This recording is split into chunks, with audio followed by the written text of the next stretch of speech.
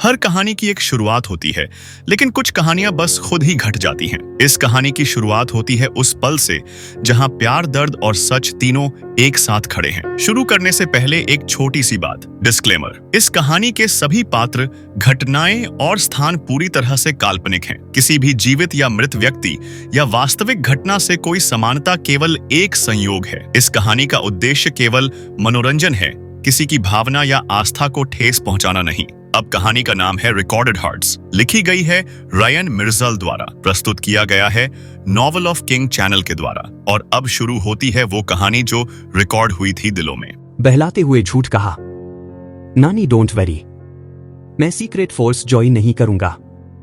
हाँ, प्लीज घबराइए मत, मुझे कुछ नहीं होगा। लेकिन वो मन ही मन बोला, लेकिन अपने पेरेंट्स की मौत का बदला जरूर लूंगा, चाहे मेरी जान क्यों ना चली जाए। उसने फिर पूछा, नानी वैसे इस सीक्रेट फोर्स का काम क्या था और मेरे पेरेंट्स के क्या मिशंस थे? अवंतिका बोली, हमें एक दूसरे की टीम के मिशंस के बारे में बताया नहीं जाता था। यही प्रोटोकॉल था और जब मैं कोमा से बाहर आई तो सारा डाटा खत्म हो चुका था और विक्रम की टीम का हर मेंबर गायब हो चुका था या खत्म। आई एम सॉरी आर्यन, मैं कुछ पता नहीं लगा पाई। आर्यन ने हाँ में सर हिलाया और मन ही मन कहा, लेकिन मैं सब पता लगाऊंगा नानी, अब चाहे मुझे किंग बनकर खुद को साबित ही क्यों ना करना पड़े। रकीम ने कहा था किंग बनते ही मुझे सब जवाब मिल जाएंगे। तभी एक सर्वेंट कमरे में आई और दरवाजा खटखटाकर बोली, जमाई बाबू गाड़ी से सामान निकलवा दिया और एक और लोडिंग ट्रक आया था, उसका सामान कहाँ रखना है? आर्यन ने मुस्कुराते हुए कहा, इस कमरे के पीछे जो कोर्टयार्ड है वहां रखवा दो। अवंतिका ने उत्सुक होकर पूछा, गाड़ी का सामान और क्या लिया है आर्यन? आर्यन ने शर्माते हुए सिर खुजाते हुए कहा, नानी आप खुद बाहर जाकर देख लीजिए। अवंतिका हैरानी से बाहर निकली और जैसे ही पीछे का कोर्टयार्ड देखा तो वो चौंक कर वहीं खड़ी रह गई और कांपती आवाज में बोली, आर्यन ये तुमने क्या किया? हिमांश के प्लांट्स जब्त करके ले आए, वहां से तो एक ईंट तक निकाल पाना नामुमकिन है, और तुमने पूरी गाड़ी भरकर प्लांट्स निकाल लिए। आर्यन ने हंसते हुए कहा, मोनिका ने कहा था कि यह प्लांट्स आपके फेवरेट हैं, तो आते वक्त मैंने सर्वेंट्स को ऑर्डर दे दिया था। मैंने सोचा जब तक आप यहां रहेंगी तब तक ये प्लांट्स यहीं रहेंगे, और वैसे भी आपके नाती को कौन रोक सकता है? अवंतिका ने सर पकड़ लिया, ओ तुम्हारे नानू तो पागल ही हो जाएंगे, वो खुद इन प्लांट्स की केयर करते थे, वो माली को भी हाथ नहीं लगाने देते। आर्यन हंसते हुए बोला, इट्स ओके नानी, फिक्र नॉट, मैं उन्हें प्लांट्स का रेंट देकर आया हूं। बस उसका इतना कहना था कि तभी अवंतिका का फोन बचा। फोन पर हिमांश का नाम देखकर अवंतिका ने आर्यन की तरफ देखा और फिर कॉल रिसीव करके बोली, जी हिमांशी, आर्यन ने बड़ी अच्छी व्यवस्था कराई है। हिमांशु गुस्से में दांत पीसते हुए बोली, वो मेरी बीवी को ले ही गया और साथ में मेरे प्यारे प्लांट्स भी।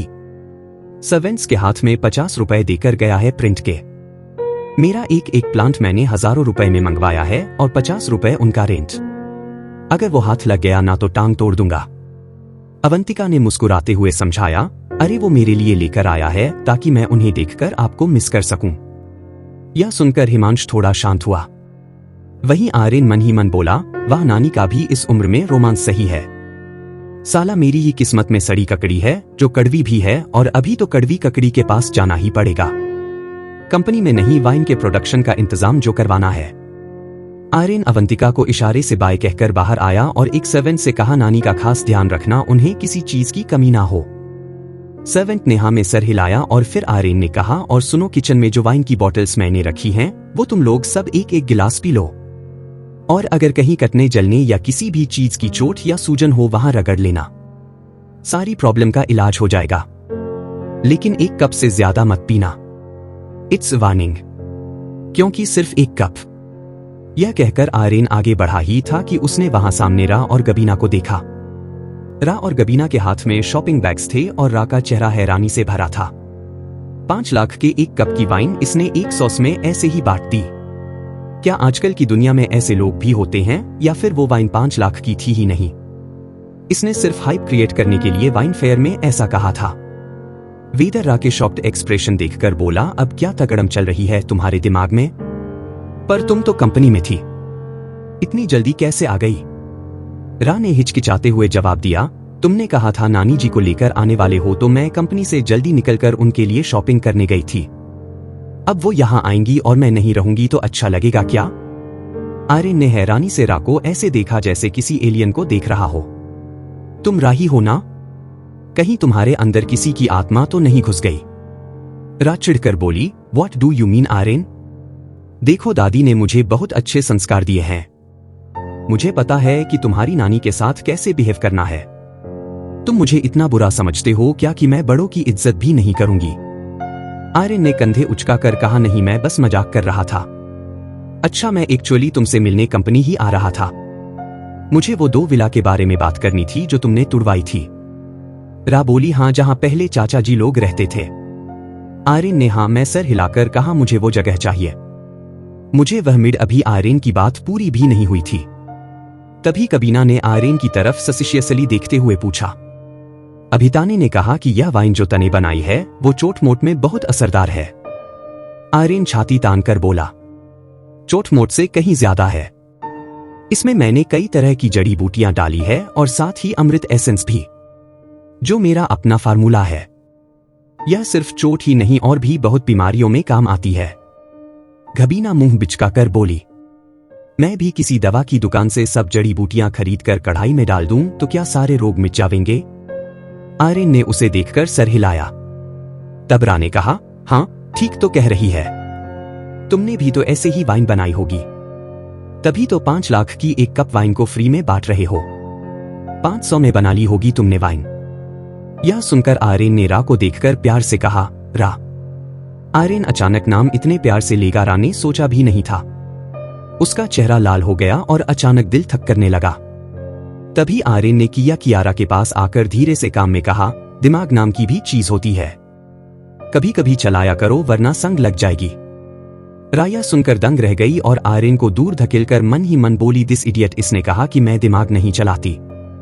वो गुस्से से दांत पीसने लगी। तब आर्यन ने उंगली दिखाकर कहा, तुम्हें लगता है बस ढेर सारी जड़ी बूटियां एक बर्तन में फेंक देने से मेडिसिनल वाइन बन जाती है? तुम आके इंडस्ट्रीज के प्रेसिडेंट हो और ऐसी बेवकूफी भरी बात कर रही हो। तुम्हें पता भी है कि कौन सी जड़ी बूटी किसके साथ मिलकर के असर करती है और कौन सी मिलकर जहर बन जाती है? अगर यह नहीं पता तो तुम्हारी बनाई वाइन दवा नहीं होगी, जहर होगी और लोग ठीक होने के बजाय मर जाएंगे। यह सुनकर रा का चेहरा एकदम लाल हो गया। असल में उसे यह सब पता था, लेकिन बस आर्यन से बहस करने के चक्कर में बिना सोचे समझे कुछ भी भूल गई थी। उसने गुस्से से पूछा, तुम्हें वो बिल्डिंग की जमीन क्यों चाहिए? आर्यन ने जवाब में कहा, वहां गार्डन एरिया काफी फर्टाइल है और वेयर हाउस के लिए भी सही जगह है, इसलिए जड़ी बूटियों की खेती करनी है मुझे, ताकि उससे मेडिसिन्स और मेडिसिनल वाइन्स रेडी हो। रा ने सर पकड़ लिया। यू इडियट, वो शहर का हाई एंड विला एरिया है। यहां लोग आलीशान घर बनाते हैं और तुम खेत बनाने चले हो। यह कोई गांव है क्या? समझते क्या हो खुद को, किसान? आर्यन मुस्कुराया और बोला, अरे तुम बस एक बार सोच के देखो, एक विला जो चारों तरफ फूलों और जड़ी बूटियों से घेरा हो, छत पर भी हरियाली, नीचे भी हरियाली, पूरा सुकून भरा नजारा। एकदम धरती पर स्वर्ग। रा गुस्से से फट पड़ी। तुम्हारा दिमाग खराब है। घर के चारों तरफ घास और बेले उग जाए तो उसे विला नहीं कहते, उसे कब्रिस्तान कहते हैं। तभी आर्यन ने कहा, तुम्हें मेरी बनाई वाइन बेचनी है या नहीं? अगर तुम चाहती हो कि मैं फार्मूला कंपनी को दूं तो फिर तुम्हें मेरी बात माननी ही पड़ेगी। बिना जड़ी बूटियों के मैं वाइन नहीं बना सकता, और जड़ी बूटियां खरीदने जाओगी तो आर के इंडस्ट्रीज बिक जाएंगी। वो सब मामूली जड़ी बूटी नहीं है। यह सुनकर रा की आंखें चौड़ी हो गई। आर्यन की बनाई मेडिसिनल वाइन की वजह से ही उसे वाइन इवेंट का इनविटेशन मिला था। ऑर्डर तक करने को तैयार थे। वो जानती थी कि आर्यन की बनाई वाइन इंडस्ट्री में तहलका मचा देगी। उसने गहरी सांस लेकर कहा, ठीक है, तुम्हें जो करना है करो, लेकिन पहले तुम्हारी बनाई वाइन टेस्ट होगी। उसके बाद हमें लाइसेंस लेना होगा और तभी प्रोडक्शन शुरू होगा।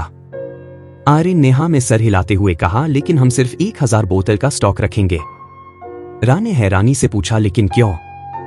आर्यन ने जवाब में कहा, पहली चीज तो मुझे यह वाइन खुद बनानी पड़ेगी, मशीन में इसका प्रोडक्शन नहीं हो सकता। दूसरी बात, जो चीज लिमिटेड होती है वैल्यू उसी की होती है। जैसे तुमने वो डिजाइनर कपड़े खरीदे थे जिसके दुनिया में सिर्फ 100 पीस है। रा समझ गई और उसने हाँ में सर हिलाया। फिर बोली, अब नानी जी से मिलने चलें। तभी पीछे से प्यारी सी आवाज आई, नानी जी तो पहले से यहाँ हैं। आर्यन ने पलट कर देखा तो अवंतिका और मोनिका हॉल में ही आ रहे थे। आर्यन ने तुरंत अवंतिका का हाथ थामा और उन्हें आराम से सोफे पर बिठाते हुए कहा, नानी आप क्यों आई? मुझे बुला लेती। अवंतिका ने आर्यन के सर पर प्यार से हाथ फेरा और बोली, मैं कोई कांच की घोड़िया थोड़ी ही हूं जो जरा सा चलूंगी तो टूट जाऊंगी। उसने फिर कियारा को पास आने का इशारा किया तो कियारा ने तुरंत झुककर आशीर्वाद लेते हुए कहा, नमस्ते नानी जी। अवंतिका ने तुरंत उसका हाथ पकड़कर उसे अपने पास बिठा लिया और उसका चेहरा देखते हुए बोली, लोग सच कहते हैं रायजादा खानदान की राजकुमारी तो चांद का टुकड़ा है। यह सुनकर रा ब्लश करने लगी और आर्यन मन ही मन बड़बड़ाया, बस इसकी शक्ल ही भोली और खूबसूरत है, दिल तो पूरी काली है कोयले जैसी। तभी अवंतिका ने आर्यन और रा का हाथ एक दूसरे के हाथ में रखा। एक दूसरे की चवन के एहसास से दोनों के दिल धड़कने लगे और दोनों एक दूसरे को चोर नजर से देखे। अवंतिका उन्हें देखकर मुस्कुराते हुए बोली, तुम दोनों हमेशा खुश रहो और हमेशा साथ रहो। रा मन ही मन बोली, हमेशा नहीं, बस 1 साल की बात हुई थी दादी से, अभी तो 1 साल पूरा होने में कुछ महीने बाकी हैं। उसी वक्त आर्यन मन ही मन बुदबुलाया, इस चुड़ैल के साथ जिंदगी भर। अरे नहीं, सोचकर ही आत्मा बाहर आ जाएगी मेरी। अवंतिका ने रा को मोनिका से मिलवाते हुए कहा, रा इनसे मिलो, यह है डॉक्टर मोनिका। अब डॉक्टर कम मेरी बॉडीगार्ड और दोस्त ज्यादा है। रा ने मोनिका को भी ग्रीट किया।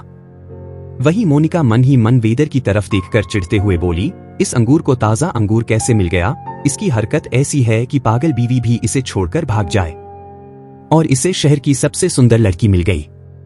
वाह रे किस्मत। एक तरफ हिमांशु कर्क फ्री के नाना बन गए और दूसरी तरफ रायजादा खानदान की बेटी इसकी बीवी बन गई। अवंतिका ने बड़े प्यार से रा से बात की और उनसे बात करके रा को सावित्री देवी की याद आ गई और इसी वजह से वो अवंतिका को और रिस्पेक्ट और प्यार से ट्रीट करने लगी। उसने जब अवंतिका को गिफ्ट दिए तो अवंतिका के इशारे पर मोनिका ने अवंतिका के हाथ में एक बॉक्स पकड़ाया और अवंतिका ने रा को ज्वेलरी बॉक्स देते हुए कहा, यह मेरी तरफ से मुंह दिखाई। ना ने बॉक्स खोलकर देखा तो अंदर एक खूबसूरत डायमंड का बेशकीमती हार था। बाद में वो लोग काफी देर बातें करते रहे और डिनर का टाइम हो गया। आर्यन ने अवंतिका की डाइट के हिसाब से खाना बनवाया था और रा खुद अवंतिका को अपने हाथ से खाना परोस रही थी और आर्यन रा का रवैया देखकर हैरान था। उसे नहीं लगा था कि रा इतने प्यार से अवंतिका के साथ पेश आएगी। डिनर के बाद आर्यन ने एक बार फिर अवंतिका के पैरों का मसाज किया और थोड़ी देर बाद अवंतिका उसे डांटते हुए बोली, अब जाओ भी। आर्यन की रा कमरे में इंतजार कर रही होगी जी नानी कहकर आर्यन उठकर कमरे से बाहर आ गया और मन ही मन बोला, अब क्या करूं, नानी को यह पता नहीं चलना चाहिए कि हम एक साथ एक कमरे में नहीं रहते, कुछ तो करना पड़ेगा। ये सोचते हुए आर्यन बाहर गार्डन में टहलने आ गया और टहलते हुए उसे महसूस हुआ कि कोई उस पर नजर रखे हुए था। उसका सिक्स सेंस बहुत स्ट्रांग कौन थे और वो जानबूझकर गुनगुनाते हुए उस तरफ चलने लगा जिस तरफ उसे अंदेशा था कि कोई है। कौन था वो आदमी जो आर्यन पर नजर रख रहा था? किसने भी कहने पर आर्यन कमरे से बाहर तो आ गया था, लेकिन गार्डन में टहलते हुए सोचने लगा कि यह बात छुपाएगा कैसे कि वो और रा अलग अलग कमरे में सोते हैं। तभी उसे एहसास हुआ कि कोई उस पर नजर रखे हुए हैं। उसे एहसास हुआ कि उस पर नजर रखने वाला पेड़ के पीछे दीवार की परछाई में छुपा है। वो मन ही मन बोला, लगता है फिर कोई एक्शन सीन होगा आज। ये लोग 2-3 दिन का भी आराम नहीं देते। माना मैं हीरो हूं, लेकिन कितना लड़वाओगे यार। कभी कभी तो ऐसा लगता है जैसे कोई राइटर मेरी कहानी लिख रहा है और जबरदस्ती का एक्शन सीन करवा रहा है। पहले तो आर्यन आराम से टहलते हुए बढ़ा, लेकिन अचानक उसने झटके से साइड लिया और कोने की तरफ दौड़ पड़ा। उसे आगे देख दीवार की परछाई में छुपा एक काला साया झटके से उठकर भागने लगा। आर्यन हल्की मुस्कान के साथ उसके पीछे लपका। कुछ ही सेकंड में दोनों के बीच का फासला कम हो गया। वो काले कपड़ों वाला आदमी सोच रहा था कि तेज भागकर आर्यन से पीछा छुड़ा लेगा, मगर पलटकर देखा तो आर्यन उसके थोड़े ही पीछे था। उसका दिल धक से रह गया और वो और तेज भागने लगा। ये आदमी है कि गाड़ी इतना तेज कैसे भाग सकता है? यह कहकर अगले ही पल वो झटके से 4 मीटर ऊंची दीवार तक पहुंच गया। उसे लगा आखिरकार पीछा छूट गया, लेकिन पीछे देखा तो लगभग चीख पड़ा। आर्यन 10 कदम से भी कम दूरी पर था। इतना तेज है भगवान, यह तो कोई इंसान नहीं, पिछले जन्म का राक्षस है शायद। वो आदमी नीचे कूदने ही वाला था कि आर्यन ने बिना टाइम गवाए उसे जोरदार लात मारी और वो अपनी दीवार से नीचे धड़ाम से गिरा। गिरने के बावजूद वो आदमी झटके से फौरन उठा और सड़क पर तेजी से भागने लगा। आर्यन भी उसके पीछे भाग रहा था। सामने चौराहे पर एक ड्राइवर ट्रैफिक पुलिस से बहस कर रहा था। अरे सर 70 की स्पीड में स्पीडिंग है क्या? इतने लोगों को छोड़ पढ़ना नहीं आता क्या तेरे को? यह चेक नहीं करोगे? ये तो 100 की स्पीड से भाग रहे थे, गाड़ी नहीं पैदल। पीछा क्यों नहीं कर रहे? पुलिस वाले ने उसे घूर कर कहा, अगर तुम भी अपनी टांगों से 100 की स्पीड से भाग सकते हो तो तुम्हें भी नहीं रोकूंगा। ड्राइवर यह सुनकर शॉक्ड रह गया। तभी जैसे उसके दिमाग की बत्ती जली और वो हड़बड़ाकर बोला, अपने मुंबई में भी सुपर आदमी आ गए क्या? ये इतनी तेज कैसे भागे?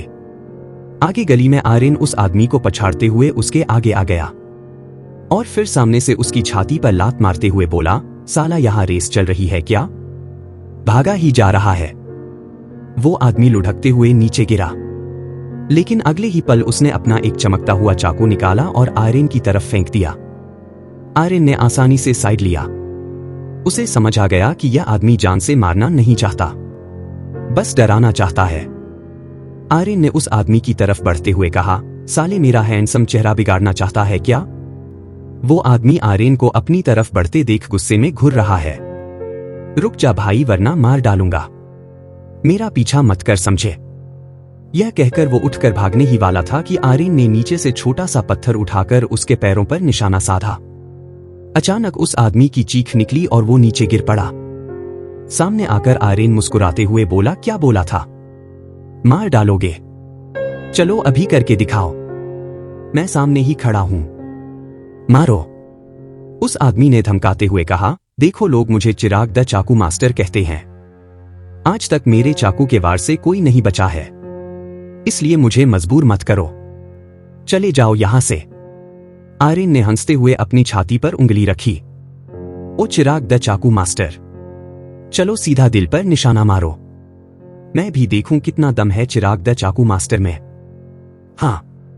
चिराग ने दांत पीसते हुए नकली मूव करके भागने की कोशिश की, लेकिन आर्यन ने उसकी चाल पहचान ली और फिर से उसे दबोचा। आखिर गुस्से में आकर चिराग चाकू से वार करने ही वाला था कि आर्यन ने एक झटके में उसके हाथ से चाकू छीनकर चाकू उसके ही माथे पर टिका। अगर वो जरा भी हिलता तो चाकू उसके दिमाग में धंस सकता था। चिराग घबरा गया और उसके पसीने छूटने लगे। उसने तो सपने में भी नहीं सोचा था कि आर्यन इतना पावरफुल होगा। आर्यन ने सख्त नजरों से उसे देखते हुए पूछा, कौन हो तुम? किसन।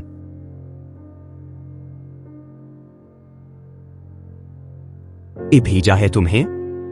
चिराग ने कहा, मैं तुम्हें नहीं बता सकता, बस इतना समझ लो कि तुम बहुत बड़ी मुसीबत मोड़ ले रहे हो। तुम जानते नहीं मैं किस ऑर्गेनाइजेशन का हिस्सा हूं, नाम सुनोगे तो पैंट गीली पीली हो जाएगी। आर्यन को उस आदमी पर शक था। वो आदमी उसी दिन आया था जिस दिन आर्यन अवंतिका को घर लाया था, इसलिए आर्यन अपना दाव खेलते हुए अंदाजा लगाकर बोला, मुझे धमकी देकर डराना चाहते हो? ज्यादा मत इतराओ, मुझे पता है सर सीक्रेट फोर्स एजेंट हो ना तुम। चिराग दंग रह गया, नहीं ऐसा कुछ नहीं है, मैं तो बस एक सिक्योरिटी एजेंट हूँ, मुझे हिमांशु सर ने भेजा है। उसके डर से हक लाने से आर्यन को यह बात कंफर्म हो गई कि चिराग झूठ बोल रहा था और वो असल सीक्रेट फोर्स का एजेंट था, लेकिन छिपा रहा था। आर्यन ने सीधा उससे पूछा, बताओ सीक्रेट फोर्स कैसे ज्वाइन करते हैं? मुझे भी ज्वाइन करना है, मैं अपना मुंह नहीं खोलूंगा, चाहे तुम कुछ भी कर लो। यह सुनकर तो आर्यन ने उसे मार मार कर बेहाल कर दिया। फिर उसने हंसी वाला एक्यूप्रेशर दबा दिया और उठ खड़ा हुआ। वहीं चिराग बेकाबू होकर इतना हंसने लगा कि हंसते हंसते उसके आंसू निकल आए। बस कर, बस अब सहन नहीं हो रहा, आर्यन ने ताना मारते हुए कहा। बस चंद सेकंड्स में हार मान ली, अभी तो बड़ी डींगे मार रहे थे। आर्यन ने तभी उसके पेट में एक ऐसा मुक्का मारा कि चिराग को लगा कि उसकी अथड़ियां बाहर आ जाएंगी। आखिर आर्यन ने बचपन से ऐसी कठिन ट्रेनिंग ली थी कि सीक्रेट फोर्स की पूरी टीम उसके आगे पानी कम चाहिए थी। चिराग का दिमाग चकरा गया और वो सोच में पड़ गया, इतनी ट्रेनिंग के बाद भी इसका एक पंच मैं क्यों नहीं बर्दाश्त कर पा रहा। लेकिन इतना होने के बाद भी वो दर्द में भी पागलों की तरह हंस रहा था। उसकी हालत देखकर आर्यन हाथ बांधकर हंसते हुए बोला, हम कैसा लगा? हम समझे लाफिंग पॉइंट क्या होता है, फिल्मों में सुना होगा, पर मैंने 10 साल पहले असली वाला ढूंढ निकाला था। पहला आदमी जिस पर यह ट्रिक आजमाई थी 6 घंटे तक हंसता रहा। आखिर में तो पैंट गंदी कर दी थी बेचारे ने। चिराग डर से हंसते हंसते चीखा, बस कर, छोड़ दे, मैं बताता हूं सब। आर्यन ने तब जाकर एक्यूप्रेशर पॉइंट दबाया और चिराग की हंसी बंद हुई। लेकिन अब उसका मुंह और पेट दोनों ही बहुत दर्द हो रहे थे। उसने आंसू पोंछते हुए गाली दी, तुम अगर अवंतिका जी के नाती नहीं होते तो संग। यह कहते कहते जब उसने आयरन की आंखें देखी तो डर से चुप हो गया। वो एक और लाफ्टर अटैक नहीं झेलना चाहता था। वो तुरंत उठकर जाने लगा, पर आयरन ने सख्त आवाज में, कहां जा रहे हो? जाने दिया क्या मैंने? अभी तुमने मेरे सवालों के जवाब नहीं दिए हैं। चिराग गुस्से से पलटकर बोला, देखो मैं तुम्हारा दुश्मन नहीं हूं। प्लीज, मैं सच में तुम्हें नुकसान नहीं पहुंचाना चाहता। मैं बस अवंतिका जी की सिक्योरिटी के लिए आया था। वो रिटायर्ड हो गई है, लेकिन टीम लीडर थी और उनके पहले कई दुश्मन थे, इसलिए उनकी सिक्योरिटी की जिम्मेदारी हमारी ही है। आर्यन ने उसे घूरते हुए कहा, उनकी सिक्योरिटी के लिए आए थे तो भाग क्यों रहे थे? चिराग डरते हुए बोला, क्योंकि हम किसी के सामने नहीं आ सकते और ना ही पकड़े जा सकते हैं। हमें सब कुछ सीक्रेटली करना होता है। पता नहीं तुमने कैसे ढूंढ लिया, आज तक कोई मुझे पकड़ नहीं पाया। आर्यन ने कहा, लेकिन मेरी नजरें बाज की नजरें हैं जिनसे कोई नहीं बच सकता। मुझे सीक्रेट फोर्स पर भरोसा नहीं है। नानी की सिक्योरिटी मैं खुद कर लूंगा। अब बता, सीक्रेट फोर्स कैसे जॉइन कर सकते हैं? चिराग जानता था कि आर्यन बिना जवाब लिए उसे जाने नहीं देगा, इसलिए उसने झूठ बोला। अभी सीक्रेट फोर्स में नए रिक्रूटमेंट्स नहीं हो रहे हैं। वैसे भी वो लोग खुद अपने एजेंट चुनते हैं, और किसको चुनते हैं यह किसी को नहीं पता होता। यह सुनकर आर्यन ने मन ही मन एक प्लान बनाया और चिराग को जाने देने का डिसाइड करते हुए कहा, ठीक है अब निकलो यहां से, लेकिन घर के आसपास दिखना भी मत, वरना ऐसा हॉल करूंगा कि ना हंस सकोगे ना रो सकोगे, समझे? चिराग ने हाँ में सर हिलाया और तुरंत अंधेरे में भाग खड़ा हुआ। आर्यन ने उसे जाते देखकर मन ही मन कहा, नानी ने तो कहा था कि सारे रिकॉर्ड्स और डाटा मिटा दिए गए, इसलिए इस चिराग को कुछ पता नहीं होगा। ऊपर से मैं सीधा अपने पेरेंट्स के बारे में पूछता तो इसे शक हो जाता, लेकिन इस सीक्रेट फोर्स के बारे में तो पता लगाकर ही रहूंगा और तुम लोग ही मुझे वहां तक ले जाओगे। आर्यन घर वापस आया तो उसी वक्त रा किचन से पानी की बोतल लेकर बाहर आई। उसने आर्यन को बाहर से आते हुए देखा, पूछी, तुम्हें रातों को डायन बनकर घूमने की बीमारी है क्या? कहां गए थे? आर्यन ने हंसते हुए कहा, डायन वो तो तुम हो। वैसे भी बाहर एक आवारा कुत्ता घूम रहा था, कहीं लोगों को काट ना ले इसलिए भगा दिया, लेकिन भूल गया था घर में काटने वाली डायन है। यह सुनकर रा खिसिया गई, तुम्हें जरा भी तमीज ही नहीं है। तुमसे तो मुंह लगाना ही बेकार है। तुम्हें मुंह लगा भी कौन रहा है? मेरी मती मारी गई है क्या? आर्यन की बात सुनकर रा पैर पटकते हुए अंदर जाने लगी तो आर्यन ने रोकते हुए कहा, अरे सुनो तो। लेकिन रा सीधे कमरे की तरफ निकल गई। कमरे के सामने ही आर्यन ने हाथ पकड़कर उसे रोक लिया। अरे मेरी बात तो सुन लो। रा ने गुस्से में पूछा, क्या है और क्या बकवास सुनाना चाहते हो? आर्यन ने रा को कमरे के अंदर खींचा और दरवाजा बंद कर दिया तो रा अचानक घबरा गई। तुम क्या कर रहे हो? अपने कमरे में जाओ। आर्यन ने मजाक के अंदाज में कहा, आज से यही मेरा कमरा है। रा यह सुनकर सकपका गई, पागल हो क्या? देखो सीधे तरीके से बाहर निकल जाओ वरना। आर्यन ने हाथ बांधकर रा को चैलेंज करते हुए बोला, वरना क्या? वरना मैं जोर से चिल्लाऊंगी। इतना कहकर वो चिल्लाने ही वाली थी कि आर्यन ने झटके से उसका मुंह बंद कर दिया तो रा ने उसका हाथ काट लिया। अरे जंगली बिल्ली, मैं मजाक कर रहा था, मुझे बस एक काम की बात करनी थी। रा ने शक भरी नजरों से उसे देखते हुए पूछा, क्या काम की बात? आर्यन ने बोला, नानी को किसी हाल में यह पता नहीं चलना चाहिए कि हम दोनों अलग कमरे में सोते हैं, इसलिए अब से मैं इसी कमरे में रहूंगा। क्या ने यह सुनकर गुस्से में कहा, व्हाट? तुम इस कमरे में नहीं रह सकते। और नानी जी को क्या जवाब देना है? यह तुम्हारा टेंशन है, मेरा नहीं। तब आर्यन भी कंधे उचकाते हुए बोला, ठीक है तो नई वाइन बनाना तुम्हारा टेंशन है, मेरा नहीं। मैं भी कोई हेल्प नहीं करूंगा। यह कहकर आर्यन पलटकर कमरे से जाने लगा तो रा ने तुरंत उसे रोकते हुए कहा, अरे रुको, रा को अभी यूरोप वाइन इवेंट का इनविटेशन तो मिल गया था, पर वो अभी आर्यन के नाम का था। वो आर्यन से पंगा लेने की गलती नहीं कर सकती थी, क्योंकि उसका इवेंट में पार्टिसिपेट करना बहुत जरूरी था। आर्यन ने मुस्कुराते हुए पलटवार देखा तो उसकी मुस्कान की चमक देखकर रा का मूड और खराब हो गया और वो दांत पीसते हुए बोली, ठीक है तुम इस कमरे में रह सकते हो, लेकिन अपनी हद में रहना और सोफे पर सोना, समझे? ये कहकर रा बेड पर आकर लेट गई। वहीं आर्यन मुस्कुराते हुए कमरे से बाहर निकला और अपने बेडरूम से अपना जरूरी सामान पैक करने लगा। लेकिन उसके दिमाग में सीक्रेट फोर्स से जुड़ी बातें चल रही थी। वो चिराग या कोई और एजेंट नहाने की सिक्योरिटी के लिए फिर आएगा। ऐसी बड़ी ऑर्गेनाइजेशन के लोग कभी अपना मिशन अधूरा नहीं छोड़ते। मुझे किसी तरह उनके जरिए ही सीक्रेट फोर्स का पता लगाना होगा, क्योंकि वहां जाकर ही मुझे मेरे पेरेंट्स के साथ भी नाइंसाफी का पता चलेगा। उसी वक्त वैरा का भाई विवेक, जो शाम से रात तक सोनिया के अपार्टमेंट के बाहर नजर रखे हुए था, उसने नोटिस किया कि सोनिया काफी वक्त से अपने अपार्टमेंट से बाहर नहीं आई थी। विवेक ने परेशान होकर आर्यन को कॉल किया और आर्यन ने भी विवेक का नंबर देखते ही तुरंत कॉल रिसीव कर लिया। विद, कुछ गड़बड़ है। सोनिया पूरे दिन से अपने घर से बाहर नहीं आई और ना कोई मूवमेंट हुई है। आज शाम उसकी सर्वेंट आई थी, लेकिन सोनिया ने दरवाजा ही नहीं खोला। मैं छुप कर अंदर जाने का सोच रहा था। आर्यन ने कहा, रुको मैं भी आता हूं। शायद उसके घर से कोई सबूत हाथ लग जाए जिससे यह पता चले कि कौन उसके साथ मिला हुआ है। यह कहकर आर्यन ने कॉल डिस्कनेक्ट किया और तुरंत ही सोनिया के अपार्टमेंट की तरफ निकल पड़ा। उसी वक्त सोनिया के अपार्टमेंट के अंदर एक लाश पड़ी थी और कोई था।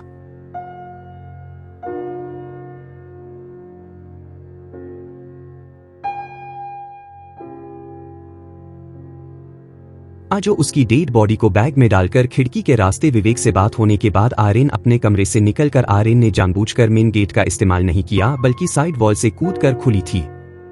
दोनों खिड़की से अपार्टमेंट के अंदर आए और छुपते हुए चारों तरफ देखने लगे, लेकिन उन्हें किसी की मौजूदगी का एहसास नहीं हो रहा था।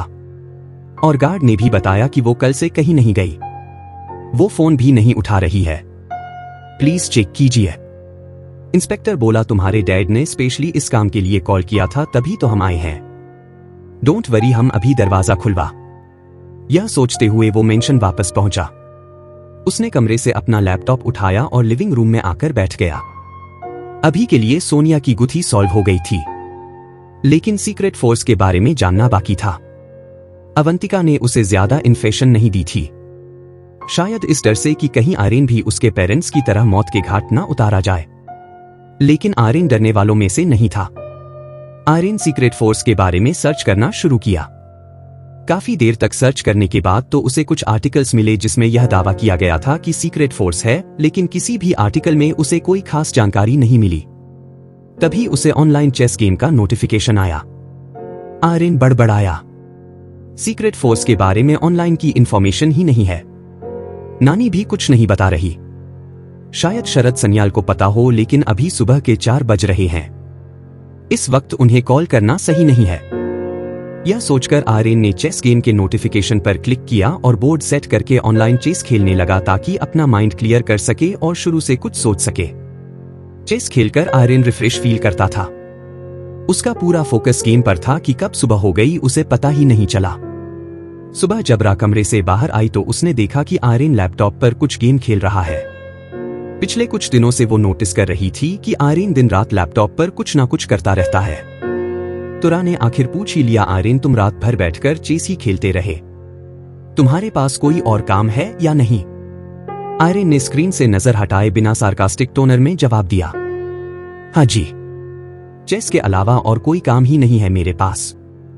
लेकिन तुम्हारे पास तो है, फिर यह बकवास करने का टाइम कहां से निकाल लेती हो? मैं तो बस पूछ रही थी। आर्यन ने अभी भी स्क्रीन पर फोकस करते हुए कहा, पूछने का कोटा पूरा हो गया हो तो अब मुझे कंसंट्रेट करने दो। यह सुनकर कियारा का मूड और खराब हो गया। तभी रा को एक शरारत सूझी। उसने किचन में जाकर पानी का गिलास भरा और पानी पीते हुए आर्यन के पीछे आकर बोली, दिखाओ तुम्हें कितना चेस खेलना आता है। यह कहते हुए उसने जानबूझकर लड़खड़ाने का नाटक किया और पूरा पानी आर्यन के ऊपर डाल दिया। आर्यन ने तुरंत लैपटॉप बचाने के लिए उसे दूर किया तो लैपटॉप स्क्रीन पर यू लॉस्ट का मैसेज आ गया। रा मुंह दबाकर हंस पड़ी और फिर खांसते हुए बोली, सॉरी आर्यन, वो मेरा पैर स्लिप हो गया गलती से। आर्यन ने पलटकर घूरते हुए कियारा की तरफ देखा। ये क्या कियारा, तुम्हारा दिमाग खराब है, डॉक्टर को दिखाओ, मेरे पीछे क्यों पड़ी हो? रा मुंह बनाकर बोली, बोला ना गलती से हो गया, मैंने जानबूझकर थोड़ी किया। आर्यन ने गुस्से में लैपटॉप को साइड में रखा और शर्ट चेंज करने के लिए वहां से जाते हुए बड़बड़ाया, गलती तो मुझसे हो गई थी जो दादी की बात मानकर इस नकड़ी से शादी कर ली। वहीं रा की नजर लैपटॉप स्क्रीन पर पड़ी। ऐसा क्या गेम है? सिर्फ चेस ही तो है। उसके लिए इतना क्या गुस्सा हो रहा है ये? तभी उसे एक टूर्नामेंट का नोटिफिकेशन आया। International chess championship prize money 50 lakh. Registration close in 2 days. 15 lakh की आ रहा है। रानी से नोटिफिकेशन दिखने लगी। उसी वक्त गबीना बाहर आई और रा के बगल में बैठते हुए बोली, गुड मॉर्निंग, तू कब से चेस खेलने लाग रही से? रा ने जवाब में कहा, मैं नहीं, आर्यन खेल रहा था। आर्यन का नाम सुनते ही कबीना का इंटरेस्ट बढ़ गया और उसने लैपटॉप स्क्रीन देखकर एक्साइटेड होकर कहा कि रा, ये तो वही टूर्नामेंट्स है जिनमें मेरे बापूजी भाग ले रहे हैं ऐसे। यह सुनकर रा ने पूछा, रियली ये इतना फेमस टूर्नामेंट है क्या? गबीना ने कहा, हाँ जी, दुनिया भर के टॉप चेस खिलाड़ी ऑनलाइन खेले से और विनर ने पूरे 1 करोड़ मिले से। इस गेम में बैटिंग में 40 से मेरे बाबूजी 1 साल तक खेल रहे हैं ऐसे और अब तक 5 लाख जीत लिया इसे। किरा ने आर्यन का प्रोफाइल चेक किया तो शॉक हो गई, लेकिन इसके अकाउंट में बैटिंग के पूरे 20 लाख हैं और ऊपर से इसने बस 6 महीने पहले अपनी प्रोफाइल बनाई है। यह सुनकर अंदर ही अंदर गबीना जलन और फ्रस्ट्रेशन से भर गई।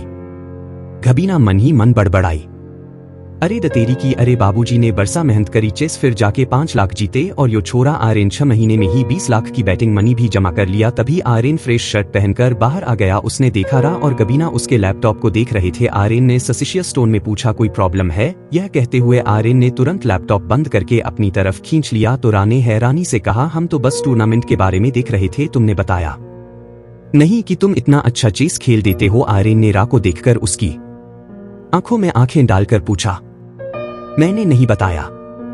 क्या तुमने कभी मेरे बारे में जानने की कोशिश भी की है?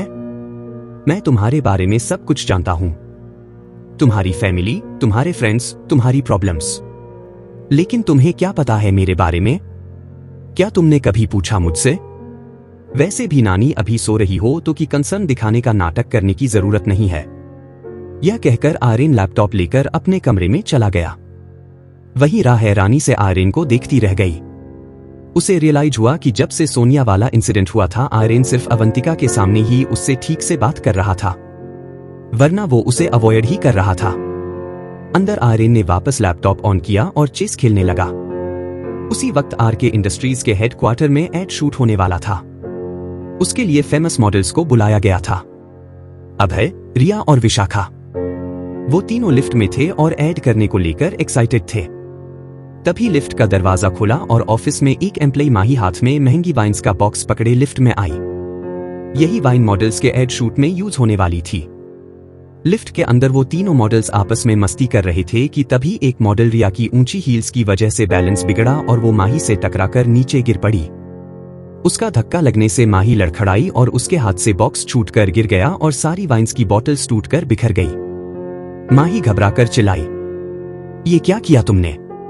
इधर रायजादा मेंशन में सुबह के 10 बज रहे थे और आर्यन अपने गेम में मस्त था कि तभी उसके फोन की घंटी बजी। उसने स्क्रीन पर कंपनी के सिक्योरिटी गार्ड रघु का नाम देखा। वो सिक्योरिटी वालों को पहले ही इंस्ट्रक्शन देकर आया था कि कंपनी में जो भी सस्पिशियस या गलत हो तो वो उसे उसकी खबर देते रहें। साथ ही साथ एम्प्लॉयज भी अगर छुप कर कुछ करें तो उसे मैसेज करके इन्फॉर्म करें। यह आर्यन का तरीका था नजर रखने का, क्योंकि कंपनी के बारे में सिक्योरिटी वालों को ही सबसे ज्यादा पता होता है। आर्यन ने कॉल देखकर कहा, जरूर कोई इंपॉर्टेंट बात होगी। आर्यन ने तुरंत कॉल रिसीव किया तो फोन के दूसरी तरफ से रघु की परेशान आवाज आई, आर्यन सर, कंपनी में कुछ प्रॉब्लम हो गई है। आर्यन ने जवाब में कहा, ठीक है, मैं आ रहा हूं। आर्यन जल्दी से तैयार होकर कंपनी के लिए निकल गया। वहीं हॉल में बैठी कबीना ने आर्यन को बाहर जाते देखा तो चुपके से आर्यन के रूम की तरफ गई। उसके दिमाग में प्लान चल रहा था, अगर मैं इसका अकाउंट डिलीट कर दूं ना तो यह खेल भी ना पाएगा और जो पैसे जीतते से वो भी गायब हो जाएंगे। इसने मेरे भाई को पिटाया था ना, अब इसने मजा चखाऊंगी मैं। क्या गबीना आर्यन का चेस अकाउंट डिलीट कर पाएगी? सिक्योरिटी से कॉल आया।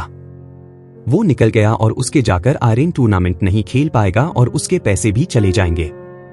उसने डोर हैंडल को धीरे से घुमाने की कोशिश की लेकिन दरवाजा लॉक था। शक ये दरवाजा क्यों बंद करके गया से के छुपा रहा है छोरा।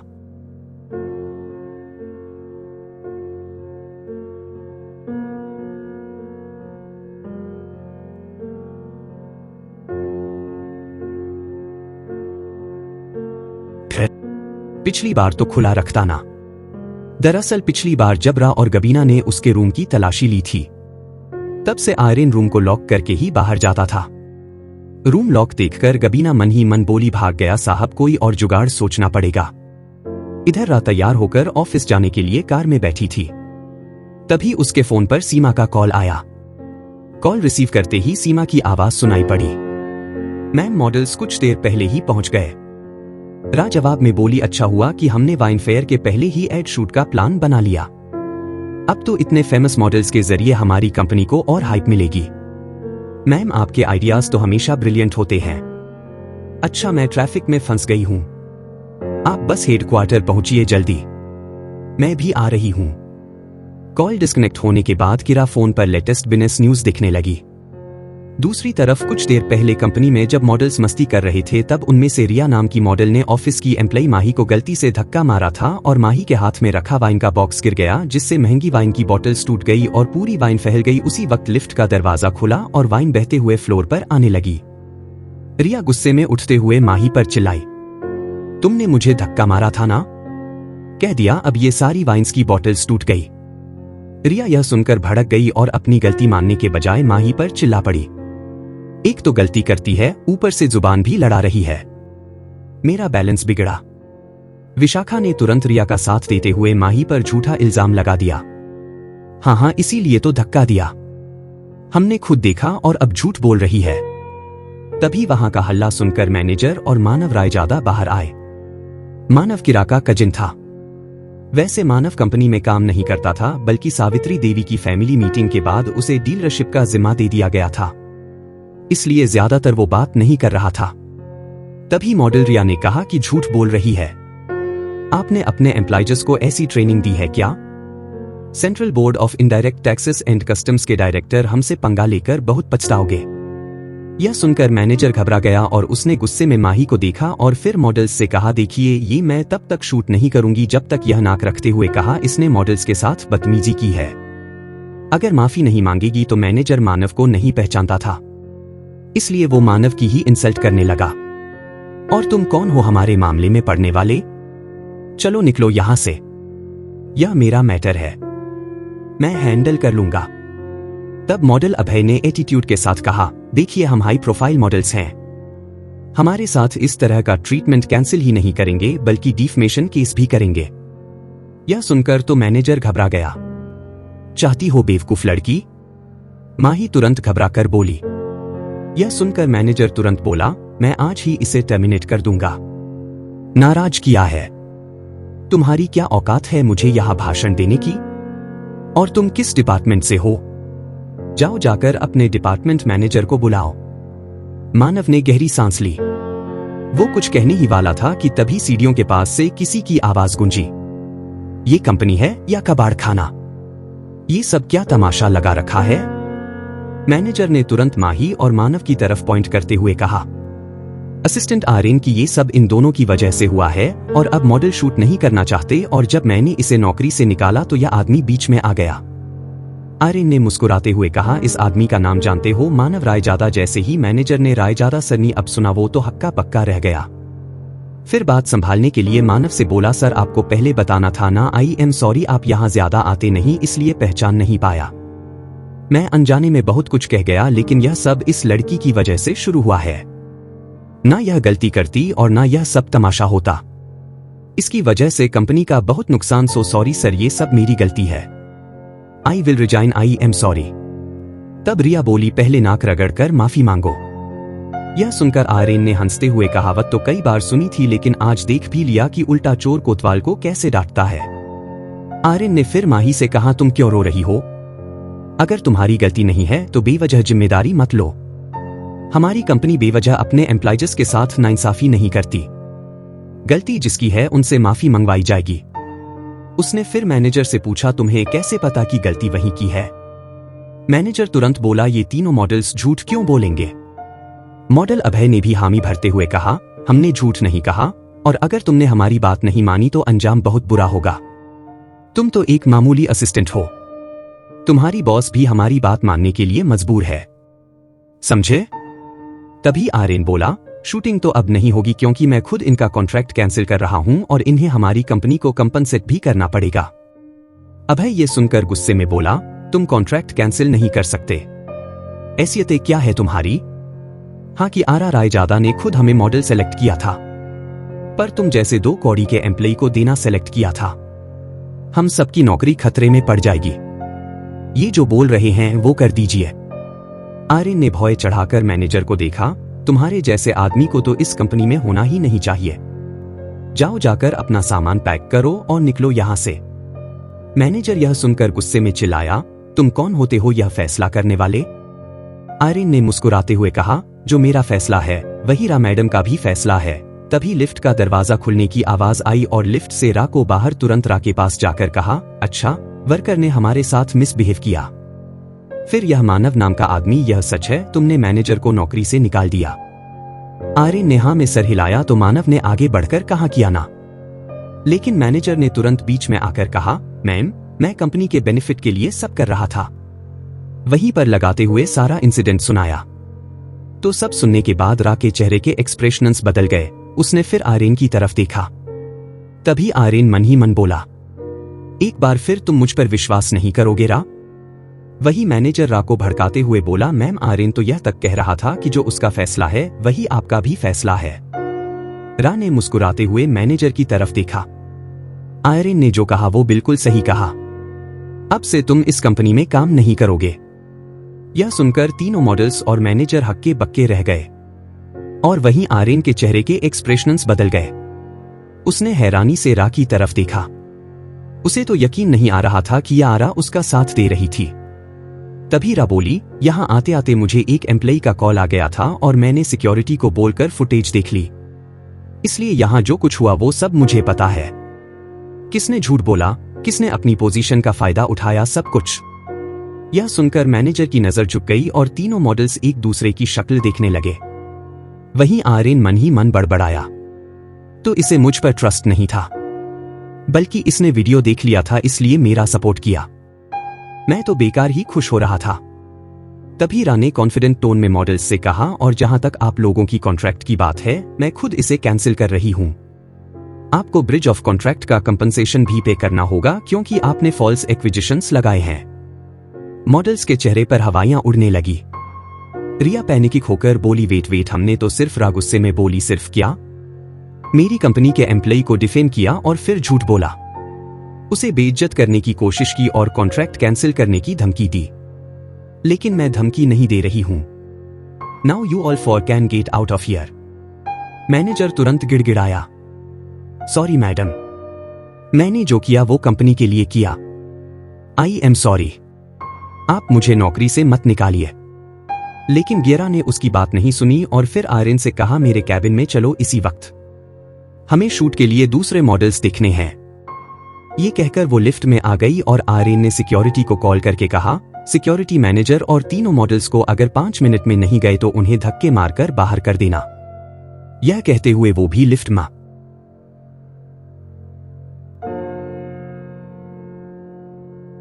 आ गया। दोनों रा के कैबिन में आए और रा ने उसे मॉडल्स का कैटलॉग देते हुए कहा, देखो इनमें से कौन बेटर हो सकता है। तभी कैबिन का दरवाजा खुला और सीमा हांफते हुए अंदर आई। मैडम, मैंने सुना आपने मॉडल्स का कॉन्ट्रैक्ट कैंसिल कर दिया। रा ने हाँ में सर हिलाया तो सीमा सर पकड़कर बोली, मैडम ये तो बहुत बड़ी मिस्टेक हो गई। क्या मतलब? आर्यन ने पूछा तो सीमा बोली, रिया की मदर एक बड़े न्यूज चैनल की ओनर है और अभय के father CBIC central board of indirect taxes and customs के डायरेक्टर हैं। कहीं ये लोग हमारे लिए मुसीबत ना खड़ी कर दें। यह सुनकर रा के चेहरे का रंग उड़ गया। मीडिया तो पहले ही RK इंडस्ट्रीज के पीछे पड़ी हुई थी। कहीं रिया की मां उससे दुश्मनी निकालने के लिए मीडिया का इस्तेमाल ना कर दे और CBIC मींस टैक्स इन्वेस्टिगेशन। किरा को समझ ही नहीं आ रहा था कि अब क्या करें और अभय की फैमिली एक ओह गॉड, अब क्या करें? मीडिया तो पहले ही हमारे पीछे पड़ी है। कहीं रिया की मां ने न्यूज चैनल्स का इस्तेमाल करके कंपनी की रेपुटेशन गिराने की कोशिश की तो क्या करेंगे? रा और सीमा की तो टेंशन के मारे हालत पतली हो रही थी। लेकिन आर्यन मुस्कुराते हुए बड़े आराम से चेयर पर बैठ गया। तुम दोनों इतना परेशान क्यों हो रही हो? जब सच हमारे साथ है तो डरने की क्या बात है? सीमा हैरानी से बोली, अरे परेशान होने वाली बात है तो परेशान ही होंगे ना। एक तरफ कुआं है तो एक तरफ खाई। रिया और अभय के पेरेंट्स बदला लेने के लिए कुछ भी कर सकते हैं। और अभी हमारा एक शूट कैसे होगा? मॉडल्स तो चले गए। आर्यन ने सीमा की तरफ देखकर कहा, सीमा तुम्हें याद है ना कि हमारी कंपनी का कितना बड़ा नेटवर्क है एंटरटेनमेंट इंडस्ट्री में? सीमा ने कंफ्यूजन से पूछा, हाँ, लेकिन इतनी जल्दबाजी में क्या होगा? आर्यन ने सीरियस टोन में जवाब दिया, तुम अभी मुंबई के टॉप 5 मॉडलिंग एजेंसीज को कॉल करो। उन्हें बताओ कि हमें अर्जेंटली फ्रेश फेसेस चाहिए और यह भी बताना कि सिर्फ एक एड का कॉन्ट्रैक्ट नहीं है बल्कि आरके इंडस्ट्रीज के साथ लॉन्ग टर्म एसोसिएशन का चांस है। मैं तब तक अपने इन्फ्लुएंसर फ्रेंड्स को बुलाता हूं। सीमा खुशी से बोली, अब समझ आया आर्यन, अभी जाकर कॉल करती हूं मैं। आर्यन ने उसे रोक कर कहा, रुको, उससे पहले एक और काम करो। अभी हमें पहले आने वाली मुसीबत को रोकना है। तुम सबसे पहले रिया, अभय और विशाखा की जो मॉर्निंग एजेंसी है उन्हें कॉल करो। फिर आर्यन ने आगे जो भी कहा उसे सुनकर रा और सीमा की आंखें फटी की फटी रह गई। रा धीरे से बुदबुदाई, इसका दिमाग है या रावण का सर? ऐसे आइडियाज कहां से आते हैं इसके पास? कौन बोलेगा कि इससे पहले बिजनेस का एक्सपीरियंस नहीं था और ये डिलीवरी बॉय था? ये तो अच्छे अच्छे बिजनेसमैन को फील करते। सीमा एक्साइटेड होकर बाहर चली गई तो आर्यन ने तुरंत अलीशा को कॉल किया और इसे अपनी टीम के साथ तुरंत आरके इंडस्ट्रीज पहुंचने को कहा। आर्यन का कॉल डिस्कनेक्ट करने के बाद रा ने आर्यन की तरफ देखकर पूछा, तुम्हारे दिमाग में क्या प्लान चल रहा है आर्यन? आर्यन मिस्टीरियसली स्माइल करते हुए बोला, प्लान बताऊंगा लेकिन पहले मेरे फ्रेंड्स आ जाए। करीब 20 मिनट बाद सीमा अंदर आई और एक्साइटेड होकर बोली, आर्यन तुम्हारा प्लान काम कर गया और फ्रेश मॉडल्स भी बहुत टैलेंटेड हैं। मैंने अभी सबके वीडियोस एंड फोटोज देखे हैं। हमारा एड तो छा जाएगा। वैसे भी आजकल लोग पुराने चेहरे देखकर थक गए हैं। आर्यन ने हाँ में सर हिलाया और फिर सीमा और रा के साथ मिलकर वो लोग एड के मॉडल सेलेक्ट करने लगे। उन्होंने 3 मॉडल सेलेक्ट किए और सीमा ने कॉल करके एजेंसी को तुरंत ही उन्हें आरके इंडस्ट्रीज के हेडक्वार्टर्स भेजने के लिए कहा। थोड़ी देर बाद अलीशा, वैरा और कील भी रा के कैबिन में पहुंचे। तीनों के चेहरे पर क्यूरियोसिटी थी कि आर्यन ने उन्हें कंपनी में क्यों बुलाया था। अलीशा की टीम भी कैबिन के बाहर वेटिंग एरिया में बैठी थी। वैरा और केल को देखते ही आर्यन मुस्कुराते हुए बोला, तुम दोनों भी आ गए क्यों? अलीशा, इंजन और तुम लोग ट्रेन के डब्बे हो जो वो जहां जाएगी तुम लोग भी पीछे पीछे जाओगे। वैरा ने बड़ी सी मुस्कान के साथ मजाकिया लहजे में कहा, अरे ब्रो, वो अलीशा ने बताया कि तुमने उसे बुलाया है तो हम दोनों भी आ गए। तभी अलीशा ने पूछा, क्या हुआ आर्यन ब्रो, इतनी अर्जेंसी में क्यों बुलाया? मैं सारा काम छोड़कर आई हूं। तब आर्यन ने पूरा इंसिडेंट बताया, मॉडल्स की बदतमीजी से लेकर कॉन्ट्रैक्ट कैंसिल होने सब कुछ सुनने के बाद वैरा गुस्से में बोला, खैर आजकल के मॉडल्स में ना घमंड बहुत आ गया है। आर्यन ने हंसते हुए कहा, खून का घमंड तो हमने चूर चूर कर दिया लेकिन अभी एक दाव खेलना बाकी है। आर्यन ने जैसे ही अपना आइडिया सुनाया अलीशा एक्साइटेड होकर बोली, ब्रो क्या आइडिया है? डोंट वरी ब्रो, आपका काम हो जाएगा। कि आरा कंसर्न होकर बोली, लेकिन क्या यह सेफ होगा? आई मीन कहीं ये बैकफायर ना हो जाए। आर्यन ने समझाते हुए कहा, रा सच हमेशा जीतता है। इस बातचीत के दौरान रा को एहसास हुआ कि आर्यन के पास कितने लॉयल और टैलेंटेड फ्रेंड्स हैं। उसे लगा कि उसके पास तो ऐसे कोई ट्रू फ्रेंड्स नहीं है जो मुसीबत में उसका साथ दे। तभी अचानक आर्यन के चेहरे के एक्सप्रेशंस बदल गए। उसके दिमाग में एक और आइडिया आया। उसने तुरंत अलीशा से पूछा, अलीशा तुमने कभी एड डायरेक्शन की है? उसी वक्त सीमा कुछ फाइल्स लेकर अंदर आई। वहीं अलीशा ने जवाब में आर्यन से कहा, ब्रू, मैं अपने लिए तो कंटेंट बनाती ही रहती हूं, प्लस मैंने कुछ ब्रांड्स के लिए भी क्रिएटिव कैंपेन हैंडल किए हैं। कुछ स्पॉन्सर्ड प्रोडक्ट्स के लिए शूट भी किया है। यह सुनकर आर्यन ने खुश होकर कहा, क्या बात है अलीशा, तुम तो बहुत टैलेंटेड हो और तुम्हारा यह टैलेंट है अब बाहर के इंडस्ट्रीज के भी काम आएगा। आज हम वाइन के लिए एड शूट करने वाले हैं। मैंने रील्स में देखा है लोगों को बिहाइंड द सीन्स वीडियोस देखने में मजा आता है, तो तुम यहां रहकर वीडियो बनाओ और फिर उसे अपलोड करना। रिया वाले वीडियोस के बाद हमारे इस एड को और अच्छा रिस्पांस मिलेगा। सीमा हैरान होकर बोली, आर्यन तुम्हारा दिमाग कमाल का है, प्रॉब्लम को अपॉर्चुनिटी में कन्वर्ट कर देता है। वह अलीशा को तो जैसे यकीन ही नहीं हो रहा था। Thanks bro. अलीशा ने खुशी से उछलते हुए आर्यन को गले लगा लिया। तुरा और सीमा हैरानी से उसे देखने लगी। तभी वैरा ने अलीशा को पीछे से खींचते हुए कहा, अरे वृद्ध की शादी हो गई है, तू कियारा भाभी को अपसेट करना चाहती है, ज्यादा एक्साइटेड मत हो वरना तुझे कोई काम नहीं मिलेगा। भाभी शब्द सुनकर कियारा दंग रह गई और उससे भी ज्यादा दंग थी सीमा। सीमा की हालत ऐसी थी कि मुंह खोले तो जुबान ना निकले। वो कभी रा को देखती तो कभी आर्यन को। अलीशा ने तुरंत रा को देखकर कहा, सॉरी भाभी। तभी केल ने भी हंसकर कहा, भाभी आपको पता है ना कि जब हमारे आर्यन ब्रो प्लान बनाते हैं तो सब अपने आप ही सॉल्व हो जाता है और जो सॉल्व नहीं हो पाता वो उसे ठोक पीट कर सॉल्व कर देते हैं। रा थोड़ा सख्त लहजे में बोली, डोंट कॉल मी भाभी प्लीज। रा ही बोलो ता।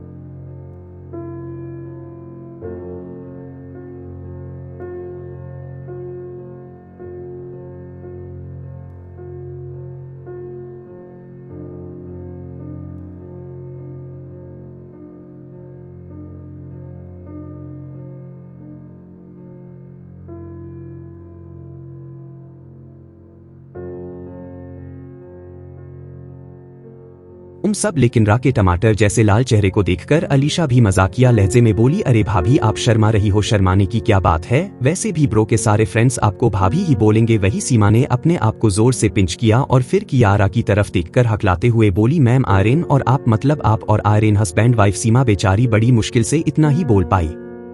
तब रा ने गहरी सांस लेकर हाथ में सर हिलाया और बोली कि ये बात इस केबिन के बाहर नहीं जानी चाहिए। तब सीमा ने हैरानी से आर्यन की तरफ देखा। आर्यन किसी भी हाल में रा के लायक नहीं दिखता था, ना उसके कपड़े और ना ही क्वालिफिकेशन। लेकिन यह बात सच थी कि कंपनी की कई सारी प्रॉब्लम्स आर्यन ने अपने दम पर हल की थी। सीमा को अब वो सारे इंसिडेंट्स याद आ रहे थे जहां उसने आर्यन की इंसल्ट की थी। वो घबराकर बोली, Aryan sir I am sorry. वो मुझे। आर्यन ने उसकी तरफ देखकर मुस्कुराते हुए कहा, मैं कंपनी में रा का असिस्टेंट हूं, इसलिए सर नहीं सिर्फ आर्यन बोलो। उसने फिर सीरियस होकर कहा, चलो अब काम की बात करते हैं। अलीशा जाओ, अपनी टीम के साथ काम पर लग जाओ और जितना जल्दी हो सके यह काम पूरा करना है। वैरा और केल तुम दोनों मेरे साथ आओ। अलीशा तुरंत बाहर गई और अपनी टीम के साथ बैठकर काम शुरू कर दिया।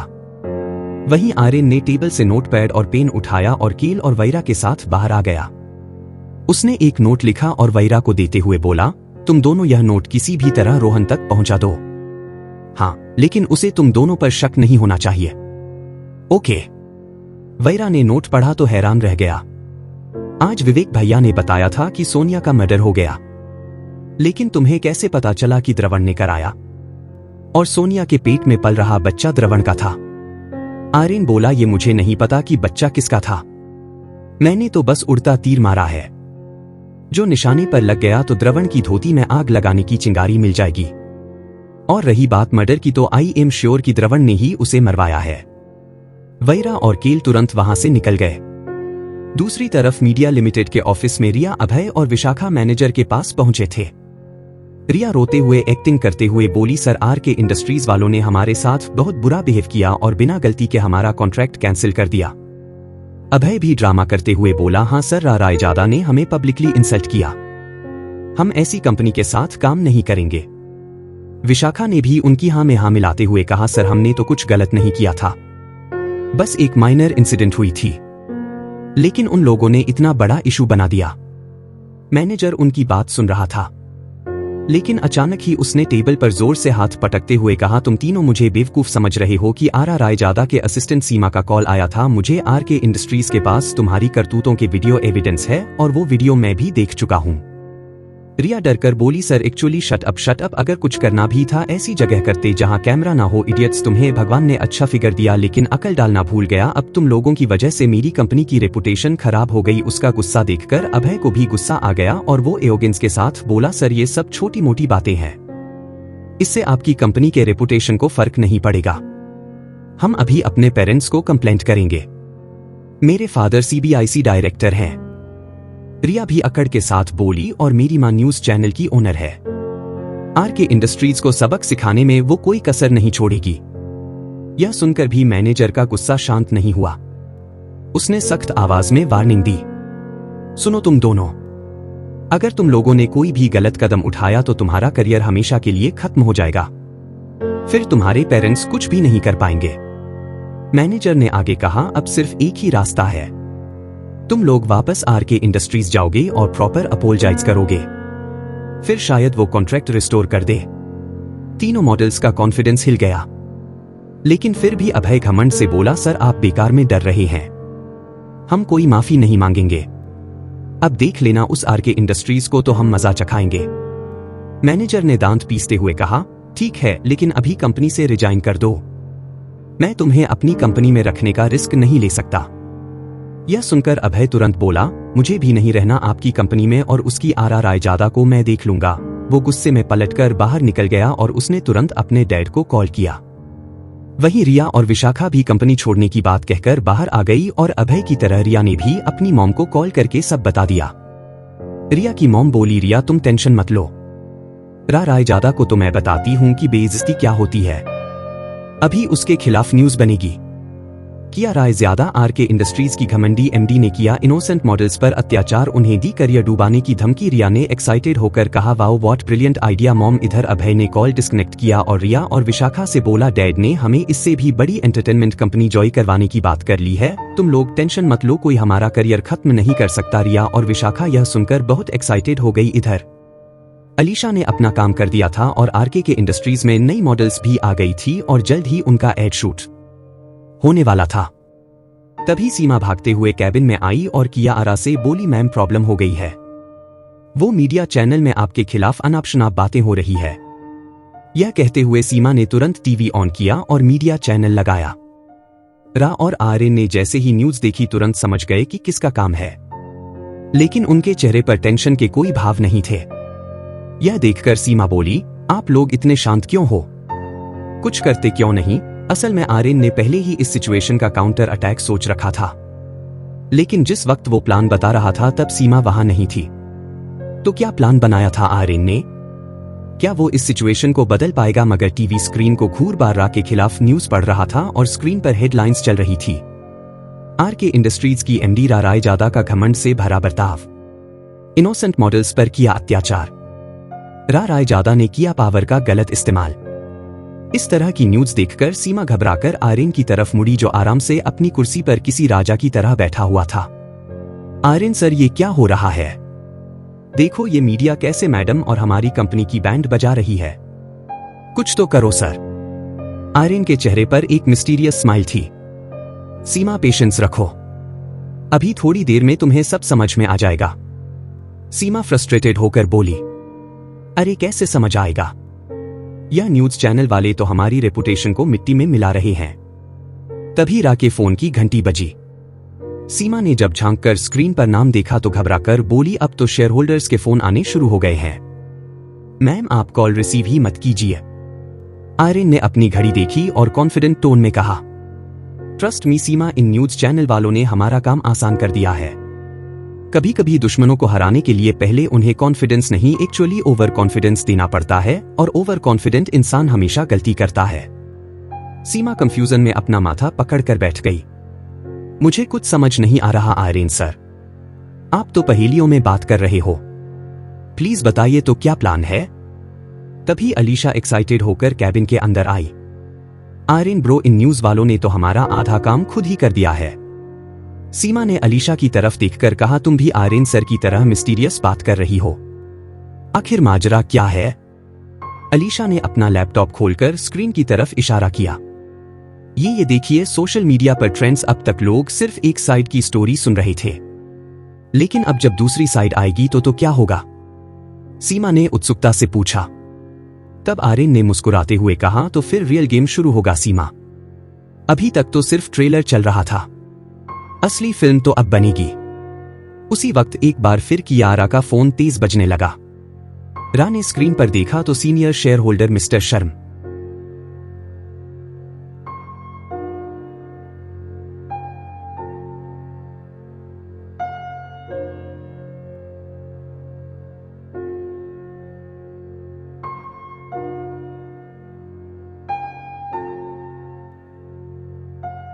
का नाम फ्लैश हो रहा था। उसने नर्वस होकर फोन उठाया। हेलो। दूसरी तरफ से गुस्से भरी आवाज आई। रा, what the health is going on? मैंने अभी अभी न्यूज देखी है। कंपनी की रेपुटेशन का क्या हाल कर दिया है तुमने? रा ने समझाते हुए कहा, सर एक्चुअली सिचुएशन ऐसी है कि। लेकिन मिस्टर शर्मा ने उसकी बात सुने बिना ही गुस्से में कहा, बस कियारा, अब कोई बहाना नहीं सुनना, तुरंत शेयर होल्डर्स की इमरजेंसी मीटिंग बुलाओ, हम इस मैटर को डिस्कस करके तुरंत डिसीजन लेंगे। उन्होंने कॉल डिस्कनेक्ट कर दिया। फोन कटते ही तुरंत दूसरा कॉल आया। इस बार मिस्टर गुप्ता का कॉल था, जो हमेशा से कियारा का साथ देते हुए आए थे। रा ने जैसे ही उनका कॉल रिसीव बात का पतंगड़ बना दिया है। कंपनी का नाम खराब हो रहा है, अगर ऐसा ही चलता रहा तो स्टॉक प्राइसेस गिरने लगेंगे। रा का कॉन्फिडेंस हिल रहा था। उसने आर्यन की तरफ हेल्पलेस नजरों से देखा। बस एक के बाद एक कॉल्स आने शुरू हो गए। तीसरा कॉल आया, चौथा कॉल आया। शेयर होल्डर्स का प्रेशर बहुत है। अगर 1 घंटे में तुम्हारा प्लान वर्क नहीं किया तो मीटिंग में सारा रिजाम मुझे अपने सर पर लेना होगा। आर्यन ने चेयर से उठते हुए कॉन्फिडेंट टोन में कहा। रा, मुझे पता है तुम्हें मुझ पर कुछ खास भरोसा नहीं है, लेकिन एक बार फिर भरोसा करो। 1 घंटे बाद जब मीटिंग होगी तब तक सब कुछ ठीक हो जाएगा, मैं वादा करता हूं। और 1 घंटे बाद के ग्रैंड परफॉर्मेंस के लिए मुझे कुछ स्पेशल गेस्ट्स को इनवाइट करना होगा। यह कहते हुए आर्यन ने फोन निकाला। तब सीमा ने क्यूरियस होकर पूछा, कौन है गेस्ट्स? आर्यन ने मिस्टीवियस स्माइल के साथ कहा, जो लोग हमारी इस प्रॉब्लम की जड़ है। अगर वो लोग नहीं आएंगे तो हमारा ग्रैंड शो इनकम्प्लीट रह जाएगा ना। सीमा, मुझे अभी रिया और अभय के नंबर शेयर करो। ये कहकर वो केबिन से बाहर निकलने लगा कि तब रा बोली, अब उन्हें इनवाइट करने खुद जाओगे क्या? आर्यन, उसने सबसे पहले अभय को कॉल किया। अपने फादर के साथ पहुंच जाना, यहां आकर सब समझ आ जाएगा। चुकी है, अब बस पहली चाल चलने की बारी है। 1 घंटे बाद आर के इंडस्ट्रीज के कॉन्फ्रेंस रूम में सभी शेयर होल्डर्स और कंपनी के इंपॉर्टेंट फिगर्स मौजूद थे। सभी के चेहरों पर गुस्सा और परेशानी साफ नजर आ रही थी। उनके बीच रा नर्वस होकर अपनी सीन, आज जो मीडिया कवरेज हुई है वो कंपनी के लिए बहुत नेगेटिव इंपैक्ट डाल रही है। उनके पास बैठे आदमी ने तुरंत हाँ में हाँ मिलाई। हाँ, सिर्फ एक एम्प्लॉय के लिए मॉडल्स का कॉन्ट्रैक्ट कैंसिल कर देना, यह कैसा फैसला था? इतना बड़ा स्कैंडल हो गया है। क्या तुमने कंपनी के रेपुटेशन के बारे में बिल्कुल भी नहीं सोचा? एक और शेयर होल्डर ने भी फ्रस्ट्रेटेड टोन में कहा, पहले ही एमडी होकर तुम इतनी नासमझी से कैसे काम कर सकती हो? एक एम्प्लॉय के लिए इतना बड़ा रिस्क ले लिया। सब रा को ही ब्लेम कर रहे थे। किसी ने पूरी सिचुएशन जानने की कोशिश तक नहीं की। रा मन ही मन बोली, कहां हो तुम आर्यन? तुमने कहा था कि सब हैंडल हो जाएगा। फिर रा ने सबको समझाने की कोशिश की। एक्चुअली उस वक्त अब इस मिस को कैसे हैंडल करोगे? इसलिए इससे पहले की सिचुएशन परफेक्ट सिल्वर मास्क पहने क्रिस ब्लैक ब्लेजर में अपनी कमांडिंग प्रेजेंस के साथ अंदर दाखिल हुए। उनकी एंट्री से कॉन्फ्रेंस रूम में शांति छा गई और सभी शेयर होल्डर्स नर्वस हो गए। कियारा ने जब मिस्टर के को देखा तो तुरंत नर्वस होकर उठ खड़ी हुई और घबराकर बोली, मिस्टर के आप? उसे लगा कि मिस्टर के भी उसे ही गलत समझ रहे हैं, इसलिए मीटिंग के इनविटेशन के बिना ही आ गए। वो नहीं चाहती थी कि मिस्टर के भी उसे गलत समझे। उसने तुरंत आगे कहा, एक्चुअली वो हुआ यह था कि। लेकिन मिस्टर के ने हाथ उठाकर सबको चुप रहने का इशारा किया और सख्त लहजे में कहा, before and one speaks further, मैं कुछ क्लेरिफाई करना चाहता हूं। यह सुनकर रा निराश होकर बैठ गई और सभी शेयर होल्डर्स मिस्टर के की तरफ देखने लगे, जो सेंटर की सीट पर जाकर बैठ गए थे। मिस्टर के ने कंटिन्यू किया और सब कुछ मॉनिटर कर रहा था। मिस कियारा के एक्शंस के बारे में, कंपनी की एम्प्लॉय पॉलिसीज के बारे में और आज जो मीडिया कवरेज हुई है उसके बारे में भी। तभी कॉन्फ्रेंस रूम का डोर फिर खुला और इस बार रिया अपनी मां मिसेज मल्होत्रा के साथ अभय अपने फादर यानी सीबीआईसी डायरेक्टर कमल कुकरेजा के साथ अंदर आए और उनके पीछे विशाखा भी थी। रिया और अभय के चेहरे पर ओवर कॉन्फिडेंस नजर आ रहा था क्योंकि उन्हें लग रहा था कि वो आपने हमसे माफी मांगने के लिए हमें बुलाया है। लेकिन पर्सन जब तक यह सबके सामने माफी नहीं मांगेगी यह न्यूज बंद नहीं होगी और हम तब तक एड शूट नहीं करेंगे जब तक तुम 3 इयर्स का एक्सक्लूसिव कॉन्ट्रैक्ट ना दे दो। रिया की मां मिसेज मल्होत्रा ने आराख लिखा, जल्दी कीजिए। अभय के फादर कमल कुकरेजा ने भी धमकी भरी आवाज में कहा, अगर आधे घंटे में यह नहीं हुआ तो तुम्हारी कंपनी के खिलाफ पेपर्स मैं पहले ही सबमिट करके आया हूं। सीबीआईसी के एक्शन के लिए तैयार रहना। यह सुनकर तो शेयर होल्डर्स के पसीने छूट गए। किरा कुछ कहती तभी एक शेयर होल्डर ने सीरियस स्टोर में सुझाव देते हुए कहा, किरा मैंने कुछ गलत तो नहीं किया। मिस्टर शर्मा बोले, बात सही गलत की नहीं है, बात है कंपनी की और इस कंपनी में हम सबके शेयर्स हैं। लेकिन तभी मिस्टर के की काम लेकिन डेंजरस आवाज गूंजी, जो इन्वेस्टिगेशन करवाना है करवाइए, जितना मीडिया कवरेज लेना है लीजिए, लेकिन माफी रा को नहीं, आप लोगों को मांगनी होगी।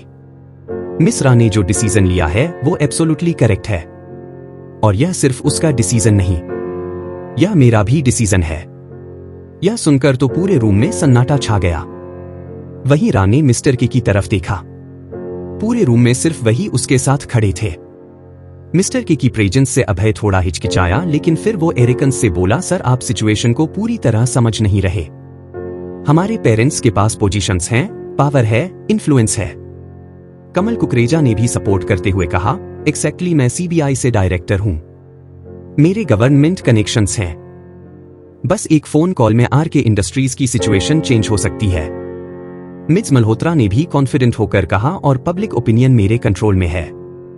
अगर रायजादा ने माफी नहीं मांगी तो मेरा न्यूज चैनल और भी घटिया न्यूज चलाएगा और फिर मत कहना कि हमने मौका नहीं दिया। तभी सीमा, जो इतने देर से ऑनलाइन पब्लिक ओपिनियन रिव्यू कर रही थी, उसे आर्यन का मैसेज आया और उसने रा को इशारा किया। उसी वक्त मिस्टर के ने ऊंची आवाज में कहा, power influence connections, let me show you what real power looks like. Mister के की आवाज इतनी कॉन्फिडेंट और पावरफुल थी कि मिज मल्होत्रा और कमल कुकरेजा अंदर से कांप उठे। वहीं किसी को समझ नहीं आ रहा था कि क्या होने वाला था। तब मिस्टर के का कॉन्फिडेंस देखकर सीमा को जैसे ही आर्यन का मैसेज मिला, उसने रा को इशारा किया। रा को समझ आ गया कि यही वो मोमेंट है। उसने तुरंत रिमोट का बटन दबाकर टीवी ऑन किया और केटी न्यूज चैनल के बजाय दूसरा न्यूज चैनल लगाया। सभी ने देखा कि स्क्रीन पर ब्रेकिंग न्यूज फ्लैश हो रही थी और एंकर पूरे जोश में बोल रहा था, शॉकिंग रेवोल्यूशन, मॉडल्स की करतूत का वीडियो एविडेंस सामने आया। फ्रेंड्स, हमारे पास ऐसी एक्सक्लूसिव फुटेज है जो रायजादा वर्सेस मॉडल्स की स्टोरी को पूरी तरह बदल कर रख देगी। अगले ही पल स्क्रीन पर high definition CCTV footage play हो रही थी। साफ साफ दिख रहा था कि लिफ्ट में कैसे तीनों मॉडल्स मस्ती कर रहे थे, कैसे रिया का बैलेंस बिगड़ा और उसकी वजह से मायाही को धक्का लगा और फिर तीनों ने मिलकर माही को मेंटली हरास किया और कॉन्ट्रैक्ट कैंसिल करने की धमकी तक दे डाली और उससे नाक रगड़वाकर माफी मंगवाना चाहते थे। यह सब देखकर तो रिया, अभय और उनके पेरेंट्स और विशाखा के होश ही उड़ गए। टीवी पर न्यूज एंकर ने आगे कहा, और दोस्तों यह वीडियो एविडेंस साफ तौर पर प्रूफ करता है कि आर के इंडस्ट्रीज ने बिल्कुल सही एक्शन लिया था। यह रिस्पॉन्सिबल कॉर्पोरेट बिहेवियर का परफेक्ट एग्जाम्पल है कि आर रायजादा ने अपने प्रॉफिट देखने के बजाय अपने एक इनोसेंट एम्प्लॉय का साथ दिया। उनका यह बिहेवियर काबिले तारीफ है। तभी स्क्रीन पर एक एक्सपर्ट आए जिन्होंने कहा, लेकिन जो सबसे शॉकिंग बात है वो यह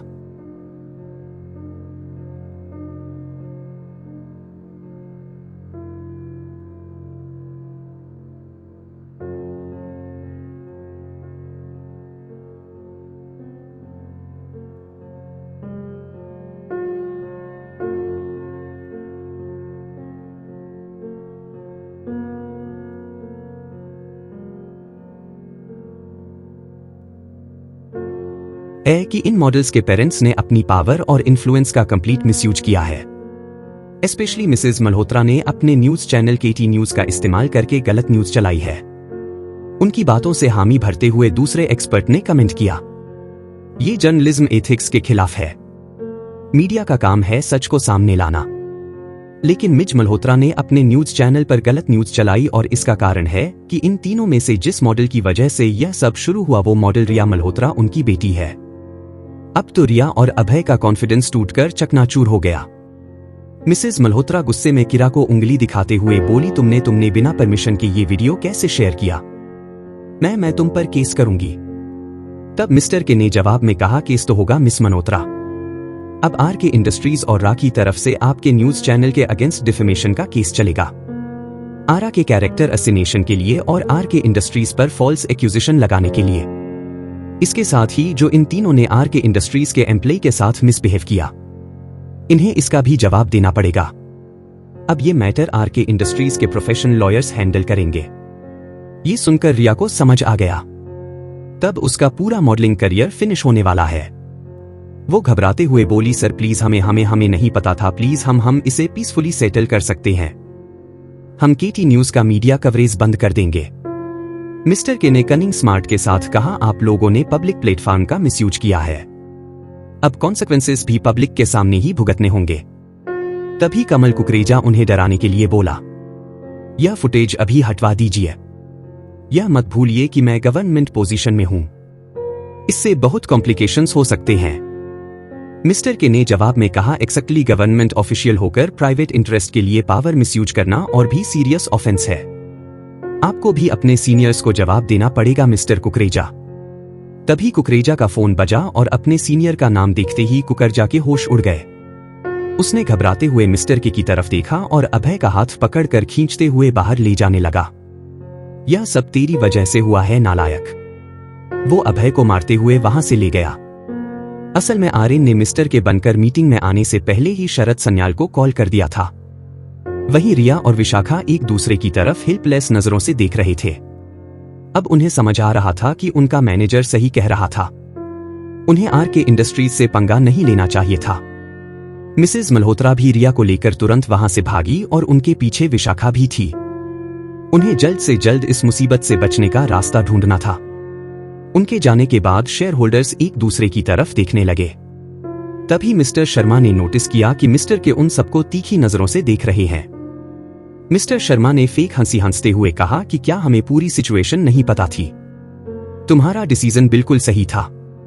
तब मिस्टर गुप्ता प्राउडली बोले, सावित्री देवी ने तुम्हें कंपनी की कमान सौंपकर बहुत सही फैसला लिया था। आई am so proud of you. तुमने तो नेगेटिव पब्लिसिटी को यूज करके पॉजिटिव पब्लिसिटी में कन्वर्ट कर दिया। अब तो आरके इंडस्ट्रीज की रेपुटेशन और बढ़ गई है। रा ने हाँ में सर हिलाया और फिर मुस्कुराते हुए बोली, एक्चुअली इस बात का क्रेडिट मेरा नहीं है। ये सब आर्यन की ब्रिलियंट प्लानिंग की वजह से हुआ है। उसी ने इस सिचुएशन को हैंडल किया। यह सुनकर मिस्टर के ने रा को गौर से देखा। तभी रा ने भी उनकी तरफ देखा और दोनों की नजरें मिली तो रा को अपने दिल में एक गुदगुदी सी महसूस हुई। तभी शेयर होल्डर्स की आरा की तारीफ करने लगे और फिर मीटिंग खत्म हुई। शेयर होल्डर्स मिस्टर के से बात करना चाहते थे, लेकिन मिस्टर के कॉन्फ्रेंस रूम से बाहर निकलने लगे तब कियारा तेजी से उनके पीछे भागी। मिस्टर के वेट प्लीज, मिस्टर के ने सुना, लेकिन वो एलिवेटर तक पहुंच गए। कियारा भी तेजी से पहुंची, लेकिन जब तक वो पहुंची एलिवेटर का दरवाजा पूरी तरह बंद हो चुका था। किरा ने डिसपॉइंट होकर एलिवेटर डोर की तरफ देखा। तभी सीमा एक्साइटेड होकर रा के पास पहुंची। मैम, इनक्रेडिबल न्यूज, ये देखिए। सीमा अपनी टैबलेट की स्क्रीन दिखाते हुए आगे बोली, देखिए मैम, सोशल मीडिया पर justice for R K industries trend कर रहा है। लोग कह रहे हैं कि हमने एक एग्जाम्पल सेट किया है कि एम्प्लॉयज को कैसे ट्रीट करना चाहिए। सीमा ने रा को और भी पोस्ट दिखाए तो स्क्रीन पर अब सोशल मीडिया ट्रेंड्स दिख रहे थे। Justice for R K industries, responsible corporate action, media manipulation, KT news exposed. रा ने खुशी से सांस ली। थैंक गॉड, आर्यन का प्लान काम कर गया। वैसे ये आर्यन है कहां? अचानक गायब हो जाता है। सीमा ने नाम ऐसा हिलाया और फिर बोली, वैसे मैम, आपको एक बात और बतानी थी। मानव सर ने वाइन इवेंट पर जाने वाली टीम के लिए माही को भी रिकमेंड किया है। मैंने खुद उसकी वर्किंग रिपोर्ट देखी है। वो काफी हार्ड वर्किंग और इंटेलिजेंट है, लेकिन मैनेजर की वजह से उसे ज्यादा एक्सपोजर नहीं मिला। रा ने हाँ सर हिलाते हुए कहा, मानव भैया बहुत सोचकर फैसला लेते हैं। उन्होंने सजेस्ट किया है तो माही काबिल होगी। I also think Mahi deserves this opportunity. Specially आज जो कुछ हुआ उसके बाद यह अप्रूव कर दो और माही को सारी इन समझा दो। परसों तुम्हें मानव भैया और माही को थाईलैंड के लिए निकलना होगा। Book the tickets and hotel. और फिर नेक्स्ट डे मैं और वीर भी आ जाएंगे। सीमा ने एक्साइटेड होकर कहा, ठीक है मैम, मैं अभी जाकर माही को बता देती हूँ और थाईलैंड जाने के लिए प्रिपरेशन करती हो। सीमा तुरंत माही के वर्क स्टेशन पर पहुंची तो माही बहुत परेशान बैठी थी। उसने सीमा को देखते ही कहा, सीमा, मैं रा मैम से मिल सकती हूँ क्या? मुझे उनसे माफी मांगनी है। मेरी वजह से आज उनके लिए इतनी बड़ी प्रॉब्लम खड़ी हो गई। अगर मैं मॉडल से माफी मांग लेती तो तभी सीमा बीच में ही उसकी बात काटते हुए बोली, तुम सोशल मीडिया पर एक्टिव नहीं हो क्या? माही ने कंफ्यूजन से देखा, हूं, लेकिन सीमा मुस्कुराते हुए बोली, अरे एक बार सोशल मीडिया खोलकर तो देखो कैसे उन तीनों मॉडल्स की अकड़ टूटी है, देखोगी तो मजे ही आ जाएंगे। माही ने तुरंत सोशल मीडिया चैनल्स ओपन किए और वहां ट्रेंडिंग रील्स और न्यूज देखकर तो उसकी आंखें खुशी से नम हो गई। थैंक गॉड, मुझे तो लगा था कि मेरी वजह से मैम की प्रॉब्लम्स बढ़ गई। तब सीमा ने एक्साइटमेंट के साथ कहा, एक और ग्रेट न्यूज है, तुम्हें हमारी टीम के साथ फॉरेन वाइन इवेंट में चलना है। यह सुनकर तो माही के हाथ से फोन छूटते छूटते बचा। वो शॉक्ड रह गई। What really? लेकिन मैं मुझे कोई एक्सपीरियंस नहीं है इंटरनेशनल इवेंट्स का। सीमा ने उसे समझाते हुए कहा, डोंट वरी, यह डिसीजन मानव सर का है। उन्हीं के रिकमेंडेशन पर कि आरा मैम ने तुम्हें सेलेक्ट किया है। यह सुनकर माही के चेहरे पर एक अलग सी ग्लो आ गई। आज सुबह मानव ने उसके लिए मॉडल से कंफ्रंटेशन किया था और अब रिकमेंडेशन उसने पहली बार जब मानव को एक इवेंट में देखा था उसे तब से ही मानव पर क्रश हो गया था। मानव सर ने उन्होंने मेरा नाम सजेस्ट किया, सच में? माही ने सॉफ्टली पूछा। सीमा ने स्माइल करते हुए कहा, हाँ, उन्होंने कहा कि तुम टैलेंटेड हो और इंटरनेशनल एक्सपोजर से और भी इंप्रूव हो जाओगी। सो गेट रेडी, यह बहुत बड़ी अपॉर्चुनिटी है। Thank you so much. मैं इसके लिए बहुत हार्ड वर्क करूंगी। उसी वक्त दूसरी तरफ आयरन फिर से अपने असिस्टेंट वाले अवतार में आ गया था। उसने सबसे पहले सिक्योरिटी हेड से बात की और उनसे एक टॉप फाइटिंग सिक्योरिटी टीम के लिए पूछा। आयरन को वाइन माइंड पर जाना था और वो अवंतिका को हिमांश गर्ग के घर पर वापस छोड़ने वाला था ताकि वो वहां सेफ रहे। लेकिन फिर भी उसे रायजादा मेंशन के लिए टॉप सिक्योरिटी टीम चाहिए थी जो उसकी एब्सेंस में वहां ध्यान रख सके। सिक्योरिटी हेड बोला, सर, ऐसी एक टीम है, मैं उन्हें कल ही बुलाता हूं। आर्यन ने हाँ में असर हिलाया और फिर सीढ़ियों से भागते हुए रा के कैबिन की तरफ बढ़ा। उस वक्त रा अपने कैबिन में आर्यन की बनाई वाइन की टेस्टिंग की डिटेल रिपोर्ट्स रिव्यू कर रही थी। उसके सामने लैब एनाल इस शीट्स थी, केमिकल कंपोजिशन चार्ट्स थे और टेस्ट नोट्स थे। आर्यन को अंदर आते देख रा ने तुरंत पूछा, आर्यन, कहां थे तुम? लैब से मेडिसिनल वाइन की टेस्ट रिपोर्ट आ गई है। एवरीथिंग इज परफेक्ट, हम इसका प्रोडक्शन शुरू कर सकते हैं। यह सुनकर आर्यन मन ही मन बड़बड़ाया। इतना कुछ किया लेकिन एक थैंक यू तक नहीं बोला। खैर छोड़ा, कड़वी ककड़ी से क्या ही उम्मीद करूं। उसने हाँ में सर हिलाया। तब किरा आगे बोली, मैंने टीम मीटिंग बुलाई है, हम जल्द से जल्द प्रोडक्शन स्टार्ट करेंगे। करीबन 1 घंटे बाद कॉन्फ्रेंस रूम में टीम मीटिंग शुरू हुई। Production head, marketing team, quality control team सभी वहां मौजूद थे। मीटिंग शुरू हुई और प्रोडक्शन हेड ने एंथुसियास्टिकली कहा, मैम, लैब रिपोर्ट्स देखकर हम बहुत एक्साइटेड है। ऐसी क्वालिटी की वाइन तो मार्केट में यूनिक होगी। मार्केटिंग हेड हामी भरते हुए बोला, और आज की पॉजिटिव पब्लिसिटी के बाद तो मार्केट रिस्पांस बहुत अच्छा होगा। तब आर्यन बोला, लेकिन प्रोडक्शन स्टार्ट करने से पहले मुझे टीम के साथ स्पेसिफिक हर्ब्स और इंग्रेडिएंट्स कलेक्ट करने जाना होगा। हर्ब्स की क्वालिटी मेंटेन करना बहुत जरूरी है और साथ ही हमें सीड्स एंड प्लांट्स भी खरीदने होंगे ताकि अपने हर्ब्स हम खुद तैयार कर सके। तब रा ने फाइनल डिसीजन देते हुए कहा, ठीक है आर्यन, तुम अपनी टीम तैयार करो। वाइन इवेंट से आने के बाद तुम हर्ब कलेक्शन एंड प्रोडक्शन का काम शुरू कर सकते हो। शाम को मीटिंग खत्म होने के बाद जब आर्यन और रा बाहर आए तो मानव उन्हें लिफ्ट के सामने मिल गया। आर्यन ने मानव के पास आकर उसे छेड़ते हुए कहा, अरे साले साहब, सुबह के हीरोइज्म के बाद तो तुम गायब ही हो गए थे। मानव ने हंसते हुए जवाब दिया, असली हीरोइज्म तुमने दिखाई हुई। Thank you for handling the situation so well. मैंने तो हालात ही बदल दिए। आर्यन मुस्कुराया और तभी रा ने मानव से धीरे से कहा, मानव भैया, आज घर चलो ना, साथ में डिनर करेंगे। इट्स बीन अ व्हाइल, हम साथ में बैठ ही नहीं पाए। दादी के जाने के बाद सभी फैमिलीज एक दूसरे से ऐसी दूर हुई कि यह कहते कहते रा शांत हो गई। भले ही बाकी लोगों ने उसे हर्ट किया था लेकिन फिर भी वो आज भी सबको अपनी फैमिली ही समझती थी। मानव ने प्यार से रा के सर पर हाथ फेरते हुए कहा, पुरानी बातों को याद करके सैड क्यों होना, पर तुम मुझे बुलाओगे तो क्यों नहीं आऊंगा। आर्यन, मानव और कियारा रायजादा मेंशन के लिए निकल। जब वो लोग अंदर आए तो हॉल में अवंतिका और मोनिका टीवी न्यूज ही देख रहे थे। रा को देखते ही अवंतिका ने तारीफ करते हुए कहा कि रा बेटा इधर आओ, तुमने तो आज कमाल ही कर दिया। तभी मोनिका बोली, जब मैडम ने पहले केटी न्यूज देखी तो बहुत परेशान हो गई थी, लेकिन फिर जब सिचुएशन पलट गई तब जाकर इन्हें राहत मिली कि आरा ने तुरंत अवंतिका से कहा, नानी जी आप इतनी छोटी बातों का स्ट्रेस मत लिया कीजिए, बिजनेस में तो अप्स एंड डाउन्स आते ही रहते हैं। वैसे भी जो भी हुआ आर्यन ने किया, सब कुछ आर्यन का आइडिया था। अवंतिका ने गर्व भरी नजरों से आर्यन की तरफ देखा तो आर्यन ने मुस्कुराते हुए मानव को मिलवाया। नानी, यह है रा के भाई मानव राजा था। माना मैं तुरंत आगे बढ़कर अवंतिका के पैर छू लिए और फिर मोनिका के पैर छूने आगे बढ़ा तो मोनिका बोली, अरे अरे मेरे पैर क्यों छू रहे हो, हम तो बराबरी के हैं। तब आर्यन ने मजाकिया अंदाज में कहा, एक पैर कब्र में है फिर भी इनका हुस्न है, सुहाना मोड़ खत्म नहीं हो रहा। वो मानव से बोला, मानव रहने दो, इतनी इज्जत उन्हें रास नहीं आएगी। माना, अवंतिका और रा यह सुनकर हंस पड़े और मोनिका ने खा जाने वाली नजरों से आर्यन की तरफ देखा। बूढ़ा होगा तू, आर्यन ने कंधे उचकाते हुए कहा, वो तो सबको पता है कि कौन है बूढ़ा और कौन जवान। तब अवंतिका ने उन्हें प्यार से डांट लगाई, क्या तुम दोनों बच्चों की तरह लड़ते रहते हो। उस वक्त कबीना दूर से आर्यन को गुस्से से घूर रही थी। आर्यन ने जैसे ही महसूस किया और पलट कर देखा तो कबीना ने अपने चेहरे के एक्सप्रेशंस बदल लिए। तभी आर्यन के फोन पर नोटिफिकेशन आई। आर्यन ने जैसे ही मैसेज चेक किया उसके चेहरे का रंग बदल गया। वो मैसेज किसी अननोन नंबर से था। मैसेज देखा उसका चेहरा सीरियस हो गया। आर्यन को याद आया कि ओल्ड वेयर हाउस द्रवण का ही था।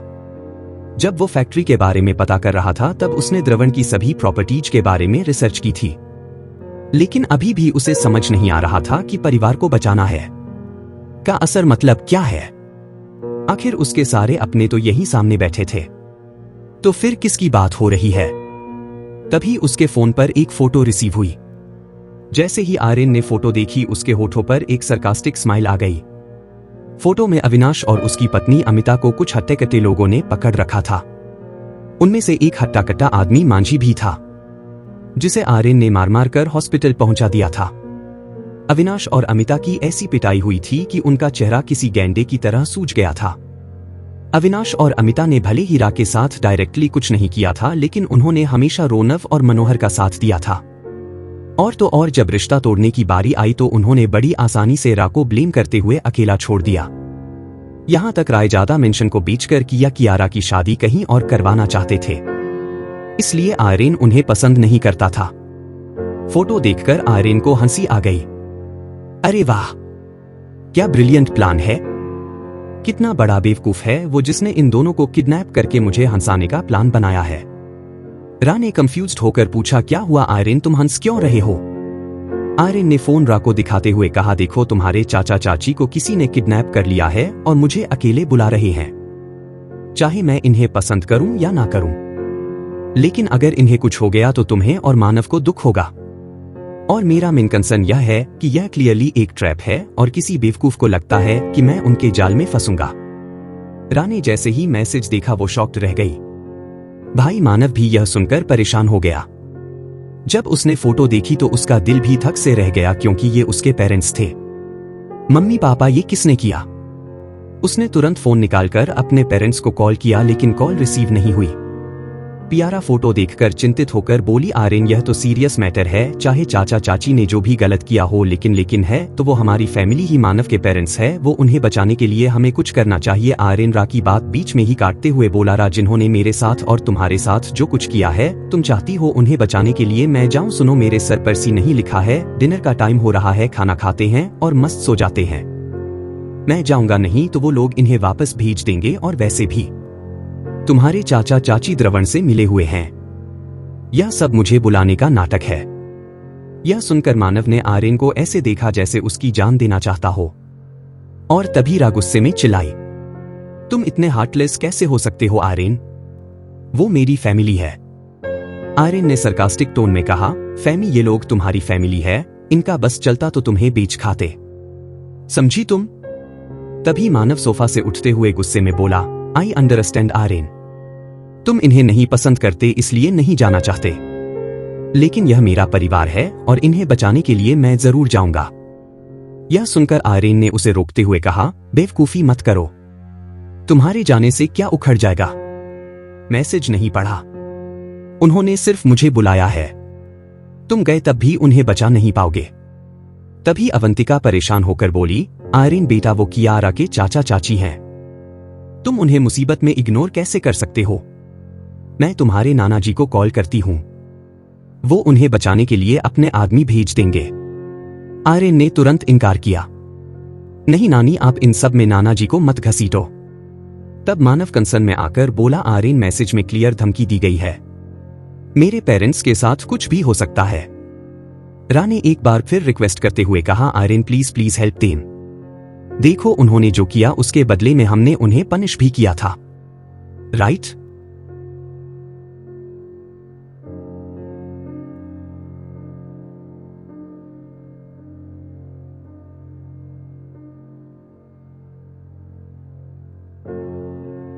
लेकिन ऐसे वक्त में हमें उनकी हेल्प करनी चाहिए।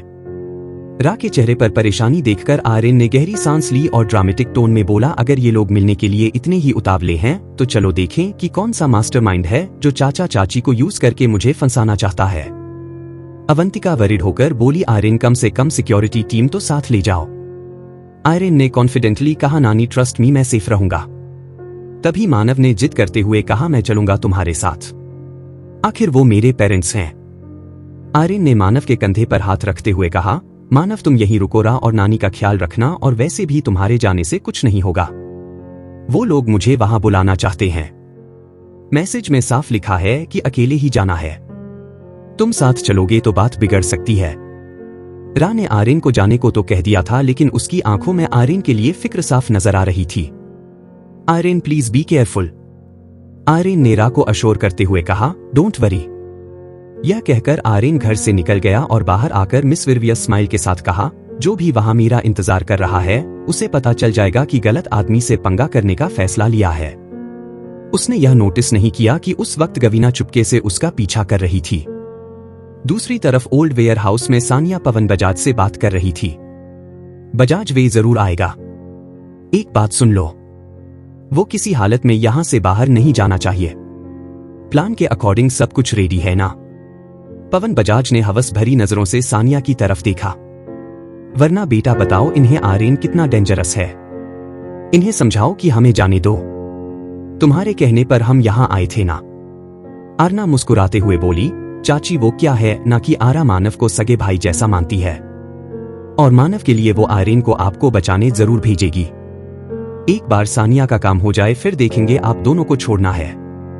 पर तभी पवन बजाज को सिक्योरिटी मॉनिटर पर आयरीन नजर आया और वो जोर से चिल्लाया, सोनिया मैडम आपका शिकार आ गया। सानिया ने मॉनिटर देखकर एक्साइटेड होकर कहा, फाइनली। अमिता ने राहत की सांस लेते हुए कहा, अब तो वो आ भी गया, अब तो हमें छोड़ दो सानिया। लेकिन अचानक सानिया का एक्सप्रेशन बदल गया, उसने अमिता को तड़ाक से थप्पड़ मारा और अमिता और अविनाश तंग रह गए। आपने मेरी वाइफ को क्यों मारा? अविनाश के पूछने पर सानिया ने कहा, तुम्हें डर था ना, आयरीन को पता चल जाएगा। ठीक है तो अब मेकअप नहीं असली पिटाई होगी तुम्हारी।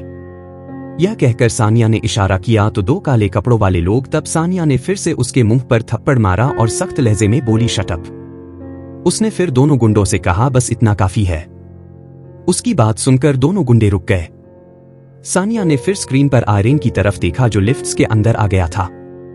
उसने आयरीन से बात करते हुए कहा, तुम इतने स्मार्ट और टैलेंटेड हो लेकिन रायजादा परिवार के सारे लोग अंधे हैं। यू आर लायन, लेकिन ये सब तुम्हें कीड़ा समझते हैं। वो कियारा, उसने धोखेबाज रिश्तेदारों को बचाने के लिए तुम्हें भेज दिया। ये रायजादा परिवार तुम्हारे लायक ही नहीं, इनमें से कोई तुम्हें अपना नहीं मानता। लेकिन तुम इन्हें छोड़कर मेरे साथ आ जाओगे तो कोई तुम्हारी इंसल्ट नहीं करेगा, तुम्हें वो सब मिलेगा जो तुम डिर्व करते हो। आयरीन। सानिया आयरीन को पाने के लिए पागलपन तक उतर आई थी और द्रवण के समझाने के बावजूद उसने सबसे छुपकर यह प्लान बनाया था। इधर आयरीन ने लिफ्ट के कैमरा की तरफ देखा और गर्दन काटने का इशारा किया और कैमरा पर एक जोरदार पंच मारा। सानिया जो यह सब देख रही थी वो थोड़ी घबराई और अगले ही पल स्क्रीन ब्लैक हो गई। दूसरी तरफ गबीना भी लोकेशन पर पहुंच चुकी थी। इधर आयरीन जिस लिफ्ट में था वो अचानक रुक गई और अंदर की लाइट्स बंद हो गई। लेकिन आयरीन डरा नहीं और तभी लिफ्ट फुल स्पीड से नीचे जाने लगी। अगर कोई नॉर्मल आदमी होता तो डर से उसकी आत्मा बाहर निकल आती, लेकिन आर्यन बिल्कुल शांत था।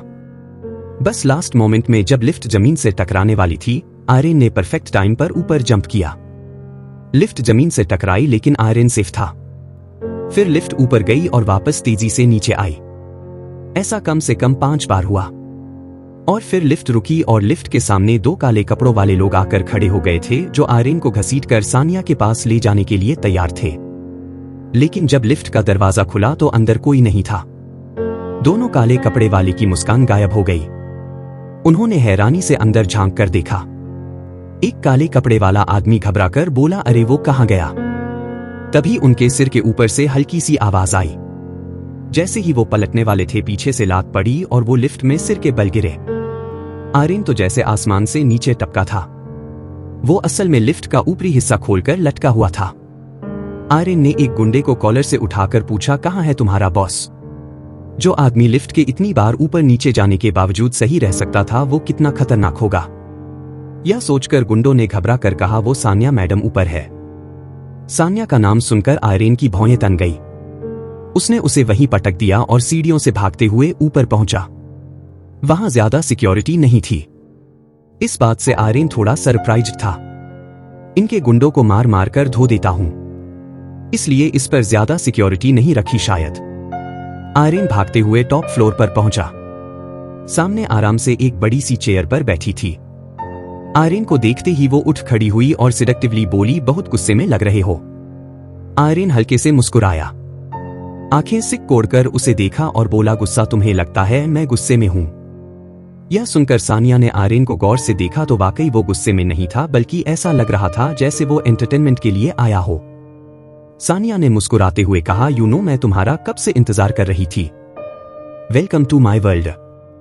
आर्यन ने जवाब में कहा, thank you for the warm welcome but honestly location choice थोड़ा बोरिंग है। कुछ और क्रिएटिव हो सकता था। Old warehouse, classic villain style. खैर अच्छा है, यहां जो होगा किसी को पता नहीं चलेगा। हाँ, यहां जो होगा किसी को पता नहीं चलेगा। सानिया ने सेलेक्टिवली आर्यन को आंख मारी और आर्यन का हाथ पकड़ने के लिए आगे बढ़ी तो आर्यन ऐसे दूर हट गया जैसे सानिया कोई भूत हो। हाँ सानिया सबरवा, तुम्हारे घर वालों ने तुम्हें लड़कियों वाले संस्कार नहीं सिखाए क्या? किसी शादीशुदा आदमी से ऐसे चिपकना शोभा देता है। यह कहते हुए उसने अपने आसपास नजर दौड़ाई तो अविनाश और अमिता की पिटी हुई हालत देखकर वो जोर से हंस पड़ा। अविनाश ने शर्मिंदगी की और गुस्से में गाली दी, कमीने हमें मुसीबत में देखकर तुझे मजा आ रहा है, ऐ ना? आर्यन ने हंसी दबाई और हैरानी से बोला, कमीने आई थिंक तुम लोगों को बचाने की जरूरत नहीं है, तुम लोग ऐसे ही ठीक हो। यह कहकर वो जाने लगा तो सानिया ने उसका हाथ पकड़ लिया और फिर अपने गुंडों को इशारा किया तो गुंडों ने अविनाश को पीटना शुरू किया। तब सानिया अविनाश को धमकाते हुए बोली, माफी मांगो अवे से वरना यही मारे जाओगे। अविनाश डरते हुए गिड़गिड़ाया, एटीट्यूड अभी भी सेम है। इंप्रेसिव। आर्यन ने पूछा, तुमने यहां मेरी तारीफ सुनाने के लिए तो बुलाया नहीं होगा? राइट आर्यन, मैं तुम्हें एक ऑफर देना चाहती हूं। आर्यन ने इंटरेस्टेड होकर पूछा, क्या ऑफर? सानिया ने प्रपोजल रखा। सिंपल ऑफर जो हम दोनों के लिए बेनिफिशियल है। तुम कियारा को छोड़ दो और मुझसे शादी कर लो। I promise. मैं तुम्हें बहुत खुश रखूंगी। मैंने सुना है किरा तुम्हें अपना हस्बैंड भी नहीं मानती, तुम पर शक करती है। वो तो तुम्हें सबके सामने इंट्रोड्यूस भी नहीं करती। सबके लिए तुम एक मामूली असिस्टेंट हो। लेकिन मैं तुम्हारी काबिलियत की फैन हो गई हूं आर्यन। मैं तुम्हें वो सब कुछ दूंगी जो किरा ने नहीं दिया। ये सुनकर आर्यन को हंसी आ गई। सीरियसली? तो ये कहने के लिए तुमने इन नमूनों को किडनैप किया? सानिया ने कॉन्फिडेंटली कहा। हाँ, और अगर तुमने मना किया तो कॉन्सिक्वेंसेस फेस करने होंगे। आर्यन ने रोमांटिकली कहा, wow what a romantic way to propose, but sorry sweetheart, मैं ऑलरेडी मैरिड हूं और वैसे भी तुम मेरी टाइप की नहीं हो। ये सुनकर तो सानिया आज बबूला हो। तो फिर तुम यहां से जिंदा नहीं जाओगे। जो मेरा नहीं वो किसी का नहीं।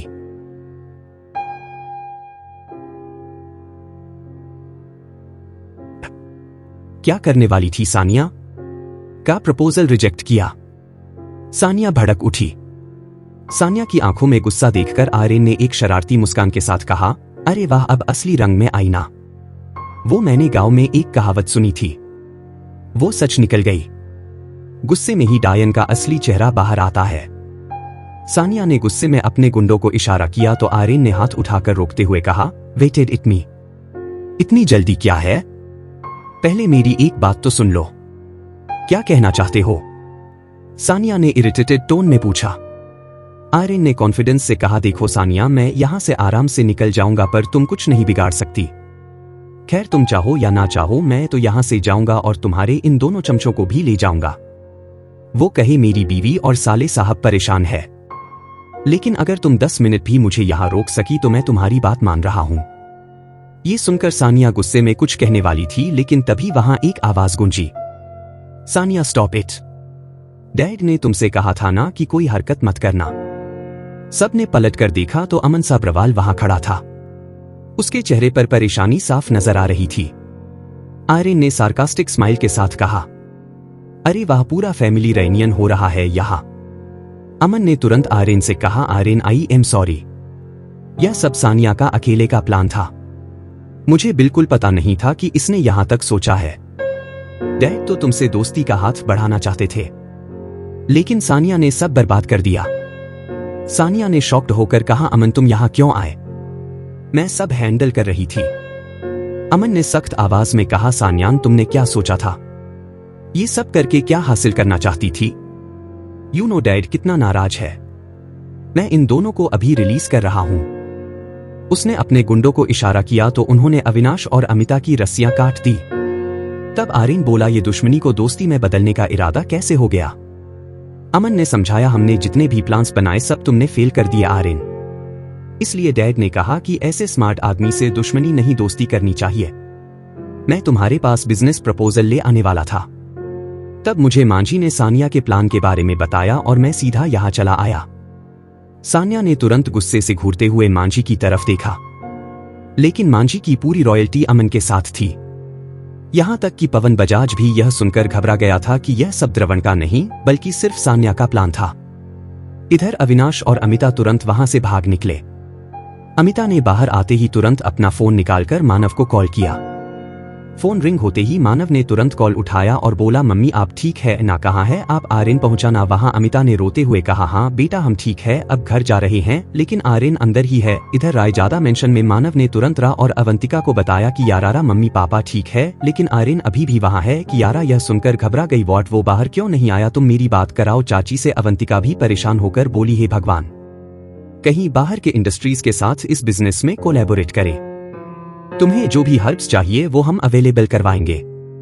द्रवण इंडस्ट्रीज का एक आयुर्वेदिक मेडिसिन का बिजनेस भी है। यह सुनकर आर्यन को समझ आया कि अमन इतना सॉरी क्यों बोल रहा है। उसने आईब्रो उठाते हुए कहा, मेडिसिनल वाइन इंटरेस्टिंग, लेकिन मुझे नहीं लगता कि आर के इंडस्ट्रीज को द्रवण इंडस्ट्रीज की जरूरत है। तब अमन ने घूरते हुए सानिया की तरफ देखा और उसे डांट लगाई, यह सब तुम्हारी वजह से हुआ है। अब तुम ही डैड को जवाब देना। जब तुम्हें कंपनी से हटा देंगे तब करती रहना यह सब। यह सुनकर तो सानिया का चेहरा उतर गया। वो किसी भी हाल में कंपनी से अपनी पोजीशन नहीं छोड़ सकती थी। उसने तुरंत आर्यन से कहा, Aryan I am really sorry, मैं तुम्हें पसंद करती हूं इसलिए ये सब किया। आर्यन ने तीखी नजरों से सानिया की तरफ देखा और हंसते हुए बोला, यह तो गिरगिट से भी तेज रंग बदलती है। तुम लोग सब गिरगिट के खानदान से हो क्या? यह सुनकर भी अमन ने बिल्कुल नॉर्मल रिस्पांस दिया। आर्यन इस दुश्मनी में कुछ नहीं रखा। वैसे भी मैंने जो किया वो डैड के कहने पर किया। अब वो यह दुश्मनी खत्म करना चाहते हैं। We are educated people. ऐसी बेकार की दुश्मनी में वक्त क्यों जाया कर रहा हूं? वेदर ने सरकास्टिक टोन में कहा, मैंने कॉलेज तो क्या स्कूल की भी शक्ल नहीं देखी है। And I am not so educated, इसलिए जिसने मेरे साथ या मेरे परिवार के साथ पूरा किया है उसे मैं कभी नहीं भूलता। यह सुनकर अमन के चेहरे के एक्सप्रेशन बदल गए, लेकिन उसने तुरंत अपनी मुस्कान की चमक दिखाते हुए एक बॉडीगार्ड को इशारा किया। बॉडीगार्ड ने उसके हाथ में एक्सपेंसिव वाइन बोतल दी और तब अमन बोला, यह स्पेशल वाइन है, बहुत रेयर और कॉस्टली है। तुम्हें वाइन बनाने का शौक है ना? एक बार टेस्ट करके देखो, तुमने ऐसी वाइन नहीं पी होगी। आर्यन को यह तो समझ आ रहा था कि सब कुछ अमन की चाल है, क्योंकि कुत्ते की पूंछ पतंगे में डाल दो तब भी सीधी नहीं हो सकती। वो भी यह जानना चाहता था कि अमन और सान्या क्या प्लान कर रहे थे। उसने कंधे उचकाते हुए कहा, मैं अकेले तो यह वाइन नहीं पीने वाला। तब अमन तुरंत बोला, हम दोनों भी इस दुश्मनी को दोस्ती में बदलने की खुशी में पिएंगे ना। उसने तुरंत गिलास रखवाए और 3 ग्लासेस में वाइन डाली। तभी आर्यन बोला, यह बजाज भी तो है, इसे तो दूसरों की वाइन चुराने का शौक है ना, इसे भी पिलाओ। अमन ने तुरंत उसकी बात मानते हुए चौथे ग्लास में भी वाइन डाली। आर्यन ने वाइन के कलर और स्मेल को गौर से देखा। उसने तेजस से हर तरह की ट्रेनिंग ली थी, इसी कारण उसे समझ आ गया कि उसमें कुछ मिलाया गया है। आर्यन ने मन में सोचा, लगता है ये लोग अभी भी मुझे बेवकूफ समझ रहे हैं, वो वाइन के नाम पर पॉइजन दे रहे हैं। अभी बताता हूं। वैसे भी इस बजाज से बदला लेना बाकी है। इससे पहले कि अमन वाइन का ग्लास देता, आर्यन ने आगे बढ़कर 2 वाइन के ग्लास उठाते हुए कहा, चलो आज तुम्हारी स्पेशल वाइन टेस्ट करके देखते हैं। यह कहते हुए उसने एक ग्लास पवन के हाथ में दे दिया और फिर अमन और सान्या की तरफ देखते हुए बोला, क्या हुआ, पी क्यों नहीं रहे? अच्छा चीयर्स नहीं किया? चीयर्स। अमन, सान्या और पवन को वाइन पीते देखने के बाद जैसे ही आर्यन ने ग्लास लिप्स के पास लाया, उसने सीक्रेटली ग्लास को थोड़ा एंगल पर घुमा दिया। वाइन धीरे धीरे फ्लोर पर गिरने लगी, लेकिन आर्यन ने अपने हाथ ऐसे रखे कि किसी को कुछ समझ ना आए। सामने टेबल होने की वजह से भी किसी को फ्लोर पर गिरी हुई वाइन दिखाई नहीं दी। आर्यन ऐसी एक्टिंग कर रहा था मानो वो वाइन पी रहा हो। जब अमन ने देखा कि आर्यन ने पूरा ग्लास खत्म कर दिया तो अमन अचानक हंसने लगा। आर्यन, तुम खुद को बहुत स्मार्ट समझते हो ना, आज तुम यहां से जा नहीं पाओगे। आर्यन ने सरकास्टिक टोन में कहा। हाँ, क्योंकि तुमने मेरी वाइन में कुछ मिलाया था, है ना? यह सुनकर अमन ने हैरानी से आर्यन की तरफ देखा। तुम्हें कैसे पता चला? तभी सान्या ने जवाब दिया, इससे कोई फर्क नहीं पड़ता अमन की इसे कैसे पता चला। अब तो बस चंद सेकंड्स में इस पर वाइन का असर होने लगेगा और फिर यह खुद को मेरे करीब आने से रोक नहीं पाएगा। आर्यन ने मुस्कुराते हुए कहा, हर पॉइजन की अपनी स्मेल होती है। तुम्हारी इस चिप ट्रिक से मुझे कुछ नहीं होने वाला, क्योंकि वो वाइन मैंने पी ही नहीं। अब तुम दोनों बेवकूफ ये बात कान खोलकर सुन लो। दुश्मनी शुरू तो तुमने की थी और खत्म मैं करूंगा। तुम्हें और तुम्हारे बाप को बहुत शौक है ना खेल खेलने का, तुम्हें खेलने लायक नहीं छोड़ूंगा। यह सुनकर अमन गुस्से में आकर बोला, हाउ डर यू थ्रेटन माई फैमिली? तुमने समझा क्या है अपने आप को? अचानक अमन ने अपनी पॉकेट से गन निकालकर आर्यन पर अटैक किया, लेकिन आर्यन ट्रेन फाइटर था। उसने आसानी से अमन का हाथ ट्विस्ट कर दिया और गन छीन लिया। उसने गन को अमन के सर पर पॉइंट किया तो अमन और सानिया की तो सांसें ही अटक गई। लेकिन आर्यन ने गन को खोल दिया और उसके दोनों हिस्से अलग अलग डायरेक्शन में फेंकते हुए कहा, ऐसे खिलौनों से किसी और को डराना समझे। यह कहते हुए आर्यन ने अमन की गर्दन पर अचानक वार किया कि वो बेहोश होकर फ्लोर पर गिर पड़ा। यह देखकर सानिया घबराकर चिल्लाई, मांझी, सब लोग आकर इसे सबक सिखाओ, यह यहां से जाना नहीं चाह।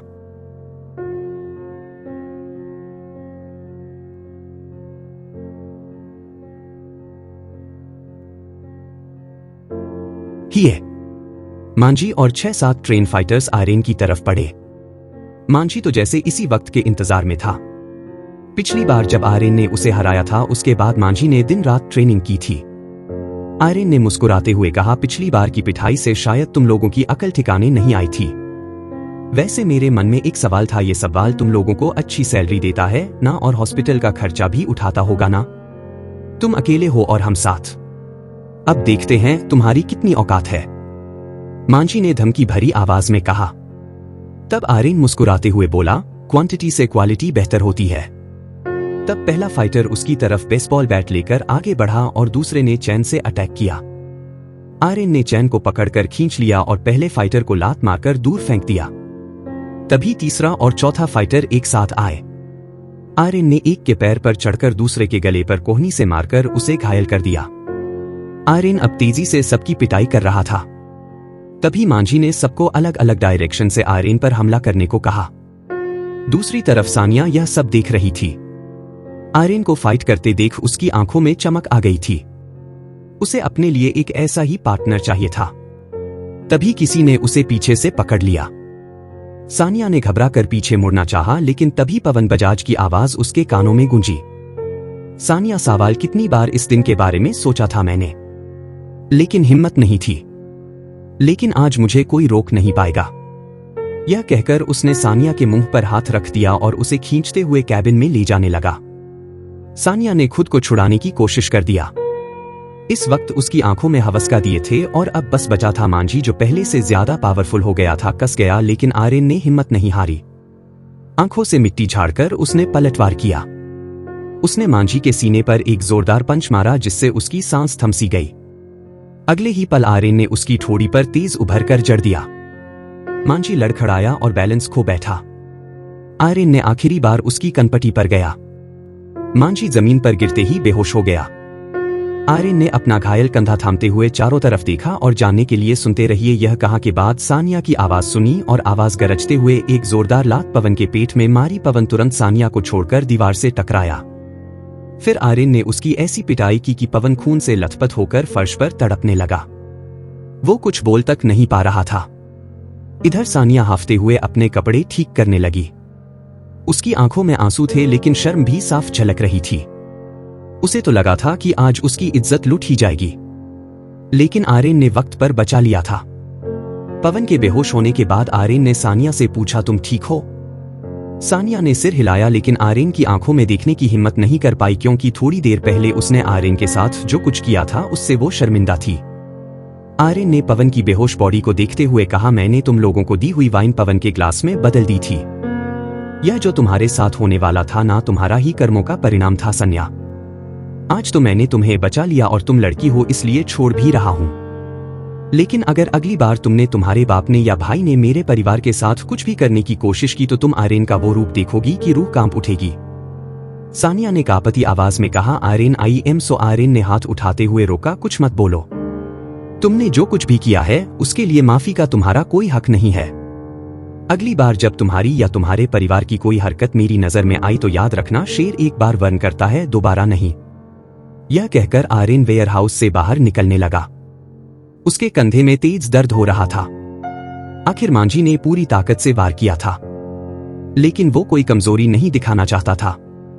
जैसे ही आर्यन बाहर निकला, उसने कोने की तरफ अंधेरे में देखकर कहा, साथ में चलोगी या यहीं रहने का इरादा है? यहाँ से लिफ्ट भी नहीं मिलती। गबीना जो उसी अंधेरे में छुपी थी, उसने हैरानी से आर्यन की तरफ देखा और फिर बाहर आकर बोली, तन्ने कैसे पता लग गया कि मैं यहाँ हूँ? आर्यन मुस्कुराते हुए बोला, मेरी आगे दो आंखें और पीछे पीछे सिक्स सेंस। मुझे शुरू से पता था कि तुम मेरा पीछा कर रही थी, लेकिन मैंने रोका नहीं क्योंकि मैं जानना चाहता था कि तुम क्या करना चाहती। गबीना ने गिल्टी लुक देते हुए कहा, माफ कर दे आर्यन, मैं सारा कुछ सुन रही थी। अंदर ते मनने लग गया, तू गलत से, पर जो कुछ भी मेरे भाई ने तेरे साथ किया, मैं कितनी गलत थी मनने पता न था मेरा भाई कितना गलत काम करे से। आर्यन ने स्माइल देते हुए कहा, तुम्हारी माफी कबूल है, चल अब घर चलते हैं वरना नानी परेशान हो जाएंगी। गबीना फटाक से बोली, भरियारा भी। आर्यन ने धीरे से बड़बड़ाया, वह तो प्रे कर रही होगी कि मैं निपट जाऊं और उसका पीछा छूटे।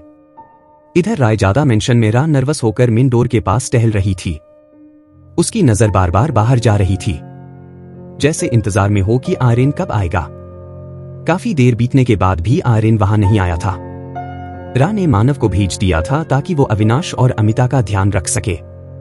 अब रा को पछतावा भी हो रहा था कि उसने क्यों आर्यन को भेजा। वहीं अवंतिका भी काफी परेशान थी। तभी मोनिका ने समझाते हुए कहा, मैडम इस तरह परेशान होने से आपकी तबीयत बिगड़ जाएगी। तभी जैसे ही आर्यन और कबीना अंदर आए, सबकी जान में जान आई। आर्यन तुम ठीक हो ना? अवंतिका ने तुरंत पूछा। हाँ, मुझे क्या होगा?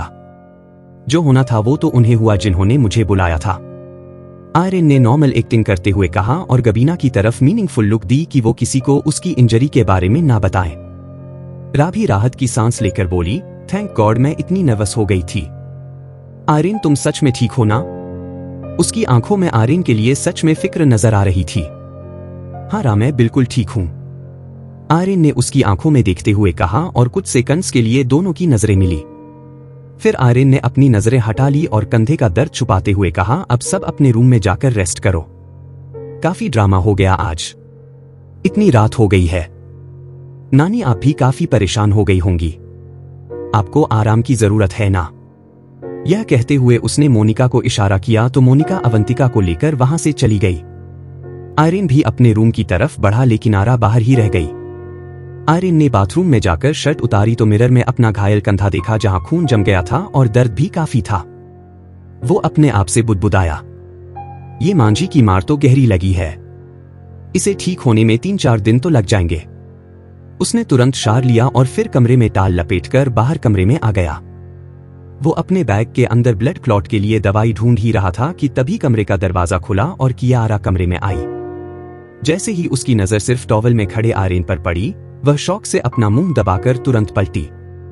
Oh my God, I am so sorry, रा ने आंखें बंद करते हुए कहा और तुरंत डोर की तरफ भागने लगी।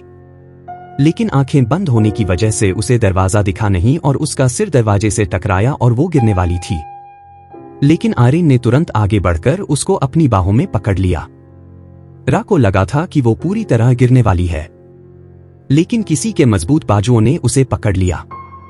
यह सोचकर उसने आंखें खोली तो आर्यन उसे ही देख रहा था और वो आर्यन की बाहों में थी। दोनों की आंखें मिली, रा की सांसें तेज हो गई। रा की करीबी और उसकी महक से आर्यन का दिल तेज धड़कने लगा।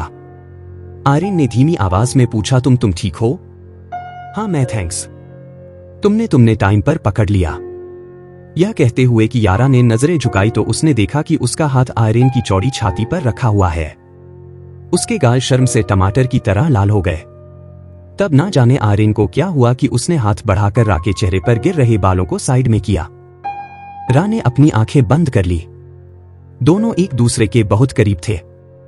अचानक रा को कुछ एहसास हुआ और वो तुरंत आर्यन से दूर हटकर भाग गई। आर्यन कंफ्यूजन में खड़ा रह गया, पर वो जा चुकी थी। आर्यन ने नीचे देखा तो उसे पता चला कि उसका टाइल गिर गया था। उसने तुरंत उसे उठाकर बांधा। इधर रा कमरे से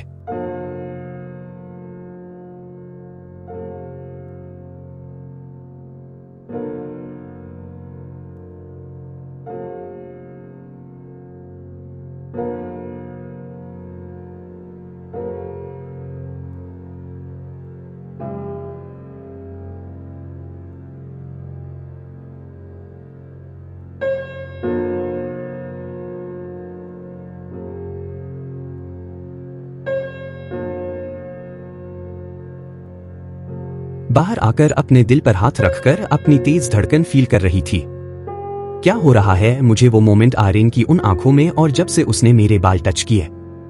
फोकस किरा, फोकस। तभी उसे याद आया कि उसने आर्यन के कंधे पर ब्लड क्लॉट देखा था। कुछ ही मिनटों बाद रा ने दोबारा डोर नॉक किया। तब तक आर्यन कपड़े पहन चुका था। उसने दरवाजा खोला तो रा हिचकिचाते हुए बोली, आर्यन मैं फर्स्ट एड बॉक्स लेकर आई हूं। आर्यन ने हैरानी से कहा, फर्स्ट एड क्यों? तुम्हारे कंधे पर चोट है ना, इसलिए रा अभी भी आर्यन से नजरें नहीं मिला पा रही थी। यह देखकर आर्यन ने शरारती मुस्कान देते हुए कहा, अब तो मैं कपड़ों में हूं, तुम इतना क्यों शर्मा रही हो? वैसे आर्यन तुम्हारा ही हस्बैंड हूं। यह सुनकर कियारा ने डांटते हुए कहा, आर्यन बकवास मत करो, बैठो यहां। आर्यन बेड पर बैठ गया और कियारा ने उसकी टी शर्ट उतरवाई। जैसे ही उसने आर्यन के मस्कुलर चेस्ट और एब्स देखे उसने सर झुका लिया और मन ही मन बोली, इसके इतने हॉट एब्स कैसे हैं? Focus Kiara, focus focus focus. रा की उंगलियां जब आर्यन की चोट पर मरहम लगा रही थी तो आर्यन को अजीब सी गुदगुदाहट का एहसास हो रहा था। ये तो गहरी चोट है आर्यन, मेरे ख्याल से हमें हॉस्पिटल चलना चाहिए। जबकि यारा ने कंसर्न से कहा तो आर्यन ने पलटकर उसकी आंखों में देखते हुए कहा, तुम केयर कर रही हो तो किसी डॉक्टर की क्या जरूरत है? फ्लर्ट मत करो आर्यन, मैं सीरियस हूं, चलो अभी हॉस्पिटल चलते हैं। तब आर्यन मुस्कुराते हुए बोला, तुम्हारी याददाश्त कमजोर है या मुझे देखकर सब भूल जाती हो? रा ने चिढ़कर पूछा, क्या मतलब है तुम्हारा? आर्यन ने रा की आंखों में देखा और उसके करीब आकर उसके कानों में कहा, तुम भूल गई हो मैं खुद दूसरों का ट्रीटमेंट करता हूं। यह सुनकर रा का मुंह बन गया। उसने आर्यन के हाथ में फर्स्ट एड बॉक्स दिया और बोली, तो खुद ही अपना ट्रीटमेंट कर लो। रा उठकर चुपचाप बेड पर जाकर लेट गई और ऊपर से कंबल ओढ़ लिया। तो उसकी यह हरकत देखकर आर्यन मुस्कुरा उठा। फिर अपने बैग से आयुर्वेदिक मेडिसिन लेने के बाद सोफे पर जाकर लेट गया। लेकिन कंधे पर लगी चोट की वजह से वो ठीक से वहां लेट नहीं पा रहा था। ना चुपके से कंबल से नजरें चुराकर उसे घूम रही थी। लेकिन जब उसने आर्यन को अनकंफर्टेबल होते हुए देखा तो मन ही मन बोली, मैंने इसे भेजा था और इसे चोट भी लगी है। I can't be a heartless person.